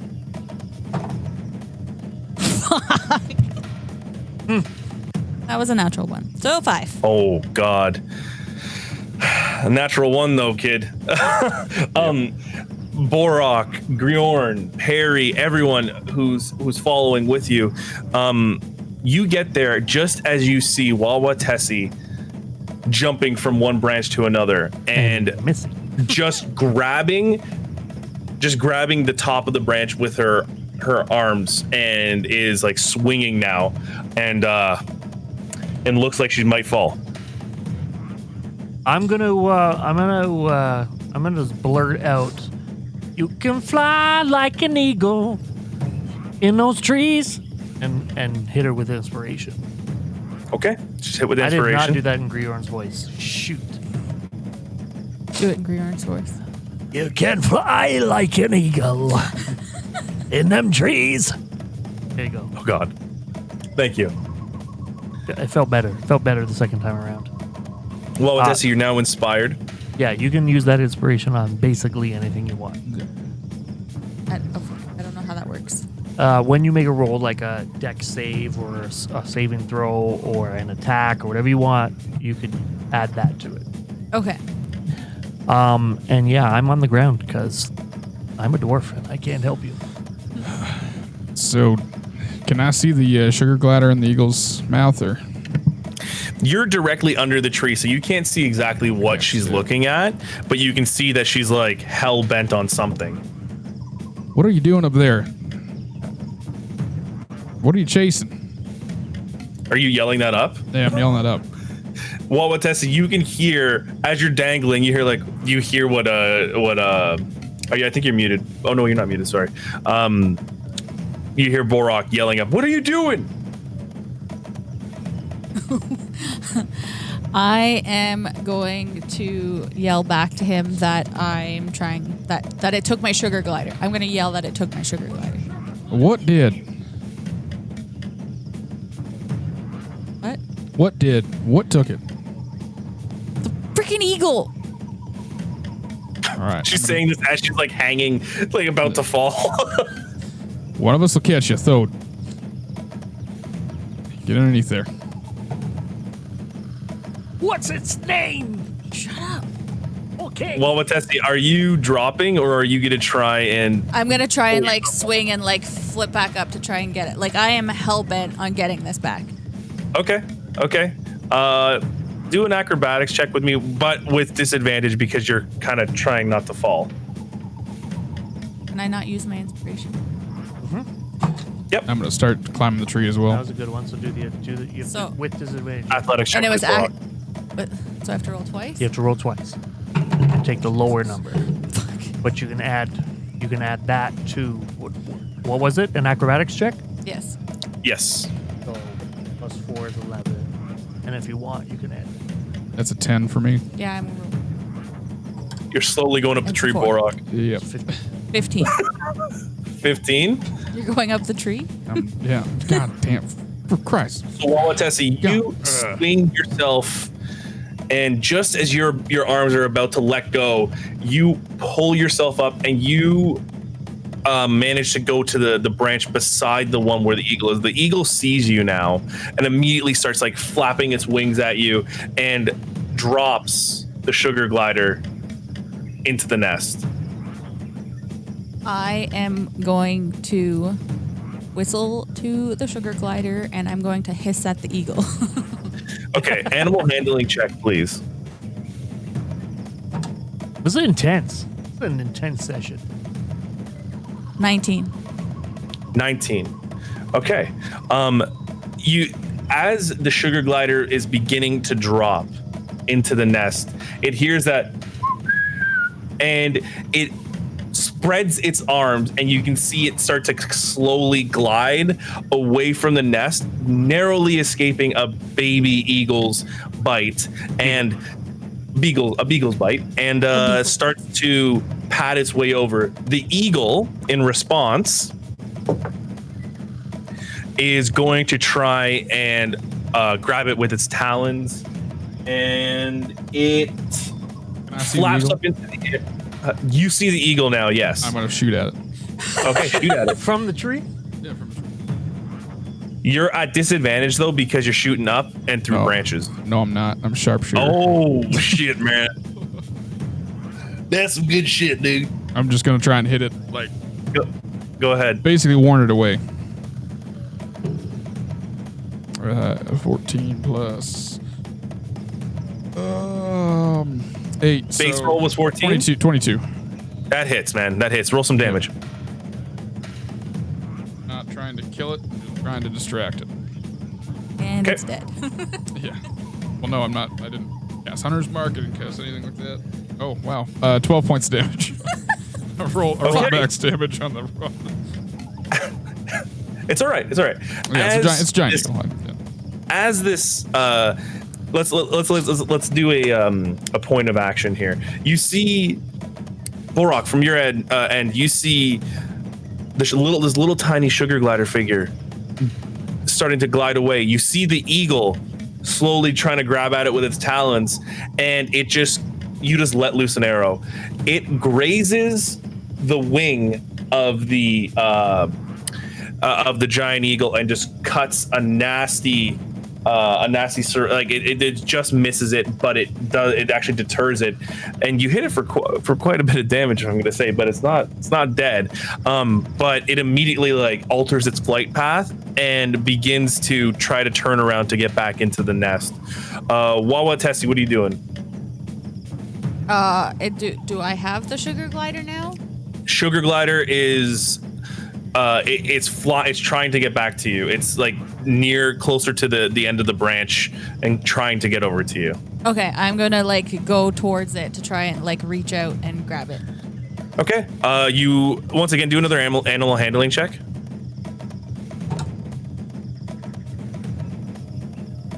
26.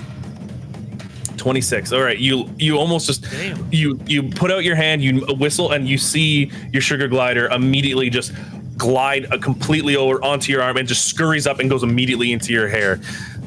You've got your buddy back, but now the issue is this eagle is turning around and is going towards you now. Can I add that if it does attack, I'm holding a reaction to cast Fairy Fire on it? Mm-hmm. Okay. I am going to head towards where the nest is, and I will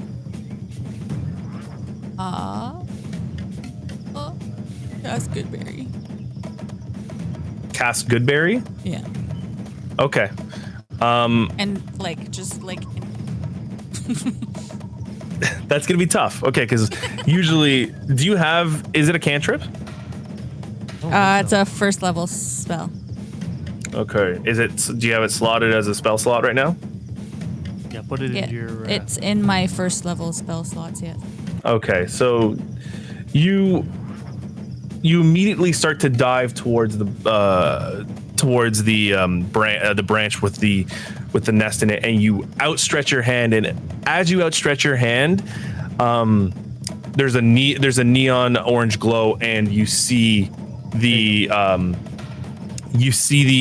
berries. How many berries does it generate? I think it's just one. Just one? I think so, yeah. 10 berries. Oh, never mind. 10 berries. In You my see these hand are infused with magic. You see these 10 glowing berries kind of just go into your hand, and you throw them immediately into the nest. We put it in roll 20. Oh, I see it. Thank you. Yeah. As a defense, though, you see the eagle immediately swing around, thinking that it's going to take out its babies, and you see that now the eagle, the baby eagles, the beagles, as if you were Grjorn, are now eating the good berries. Distracted, and the giant eagle now is swung back around and is hopping on its talons towards the nest, cautiously looking at you. I am going to try to climb down the tree. Okay. You don't have to do any rolls for this one because you're taking your time, and you eventually make it to the bottom of the tree, and you're greeted by Borok, Grjorn, Perry, Gen, Denode, Denasi, Thode. Like, they're all there at the bottom of the tree, and it's Denode. Yeah, some of them are looking very, very perturbed. Obviously, Denasi, Thode, and Gen. The other ones, Perry's looking kind of inquisitive as to what the hell happened. He didn't pay attention. What was that? Golly! How did that thing get a hold of your sugar glider? I woke up and it was just there, and I thought it was coming for me. What do you mean you woke up? You were on watch. Yeah, I was. You were sleeping on our watch? Well, I don't sleep. I don't understand that. Trance, I don't sleep. All right, well, you're not taking watch for a while. Could have. Come on. Everybody okay? You need some help? I'm all right. Can He's I go? looking at me. Can I go Don't back? care. I don't care. Can I go back to bed? Yeah, I'll stay up. Do a watch. All right. Thode goes, well, I mean, it is already midday, so. Oh, it was no It was in sleeping. the morning. It wasn't. It was in the it morning, yeah. All right. Well, Y'all let's don't pay attention. What? let's pack up and go. Yeah, Pack it up. We just let's, lost half a day. yeah, we're not going to be there as quickly as I wanted, but we'll be all right. Denasi, do your thing. She's like, right away. All right, let's go this direction. She kind of brings you after the last run-in with that fishing village. She's taking you still along the river edge, but within the being hidden within the brush that goes along it. As you guys are walking, Perry goes up to Waawaatesi. He's like, just want to make sure you're okay. Is the sugar glider okay? And I'll like call him out and check him over. What do you call him when you call him out? Why are you so intent on finding out my secret? What's his name? My secret. Her name? Its name? As you call your sugar glider out, you you kind of give them a once over, and you're holding it kind of like in your hand, and you're just like looking around, and you see there's just a little scratch from where the talons grasp around the sugar glider, but other than being incredibly shaken, there's no damage that would be too concerning. Okay, Perry goes, I'm gonna give him one of the bugs that I have in the jar. the sugar glider grasps one of the dragonflies and immediately just goes right back into your hair, and is just like, you can tell is just happy to be home. And you can feel it like just chomping away. Perry goes, oh, okay. Looks very happy to be there. Okay. Well, I just wanted to make sure you're okay. Can I walk beside you? Is that okay? Yes, of course. Okay, thank you. Now as you guys are walking, Danasi calls Borok, calls you up to the front, and says, "Boss, how are we going to explain this?" Explain what? She kind of gestures back with her head. And how are we going to explain that we didn't really do our job to Chief Tova? Well, I'm trying to formulate that plan as we speak. Truth be told, I'm a little frustrated at the moment, but I'll figure it out. I mean, I would be too, boss. Yeah, I know. Trying to see the best in these people, but it's getting hard to. Are we ditching them once we get in the clear? I don't think so. We'll see what they want to do. We have our ways, and now it's not necessarily everyone's, but we're gonna stick to what we need to. All right. Well, sun's getting down a bit. Let's. I'm gonna find a place for us to bed down for the night. Good call. Anything else you guys want to do before we move towards the camping part of this? I want to know if I heard that conversation. Well, okay. Let's just do this. Can you do a perception check for me, please? Sure. Oh, actually, sorry. What's your passive perception? Passive is 12, and I rolled a 13. So, you didn't really hear this one. You might have heard a few whispers here and there. sure. But there's not much there. You didn't catch anything other than maybe a few gestures.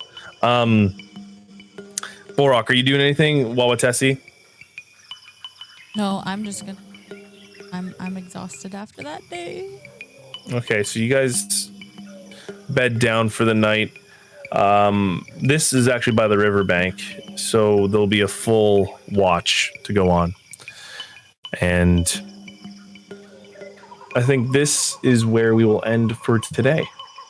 All right. Instead of having to do a roll. So, everyone, that was an emotionally heavy. That was a good one. That was a heavy episode. That was a heavy episode, and a lot of stuff to think about. It's good. It's like it's put Grjorn and Borok at like two different poles here, and everybody's got to figure out where they stand. I also think Absolutely. Borok agrees with not killing people who don't have weapons to fight them, but also grew up in a place that's normal. We shall see. And also, I want to apologize, Borok. I know I should have gone against armor class, and I fucked up, but I already let the roll go. It's all right, man. It's But all good. I still think it led to some interesting stuff there. Yep. Oh, yeah.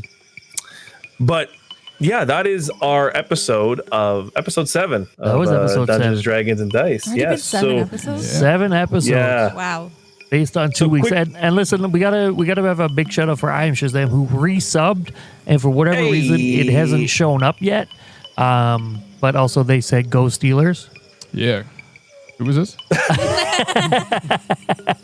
No, they said Steelers. We had the big win today, so. Okay. Yeah, he said Murlocs notification incoming, went I off hope. in But my heart. pardon me?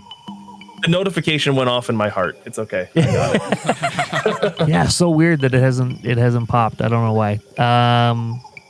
Yeah. So and- quickly before we go, sorry to cut you off there, Nope. Greg, but everybody, you can see we have our handles underneath these lovely portraits that Greg, sorry, I was about to call him Grjorn, made for us. So please make sure to follow us on at D&D Show on Instagram, Twitter, Facebook. D&D you Show? can D&D Show, sorry. And then you can also find me at D&D with me and Ty Wilson Crits for Borok. Grjorn is Gregulus Designs. It's my Perry wasn't birthday! here with us. It wasn't here today at Summerville Vibes, and Waawaatesi at Waawaatesi Plays.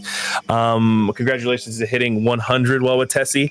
I have a new video Hey. out on YouTube, so Yeah, please you check do. it out. And please like, subscribe, favorite, send it off to people. This is your friendly DM saying thank you so much Thank for you. watching, and hope to see you soon. Ty, take us out.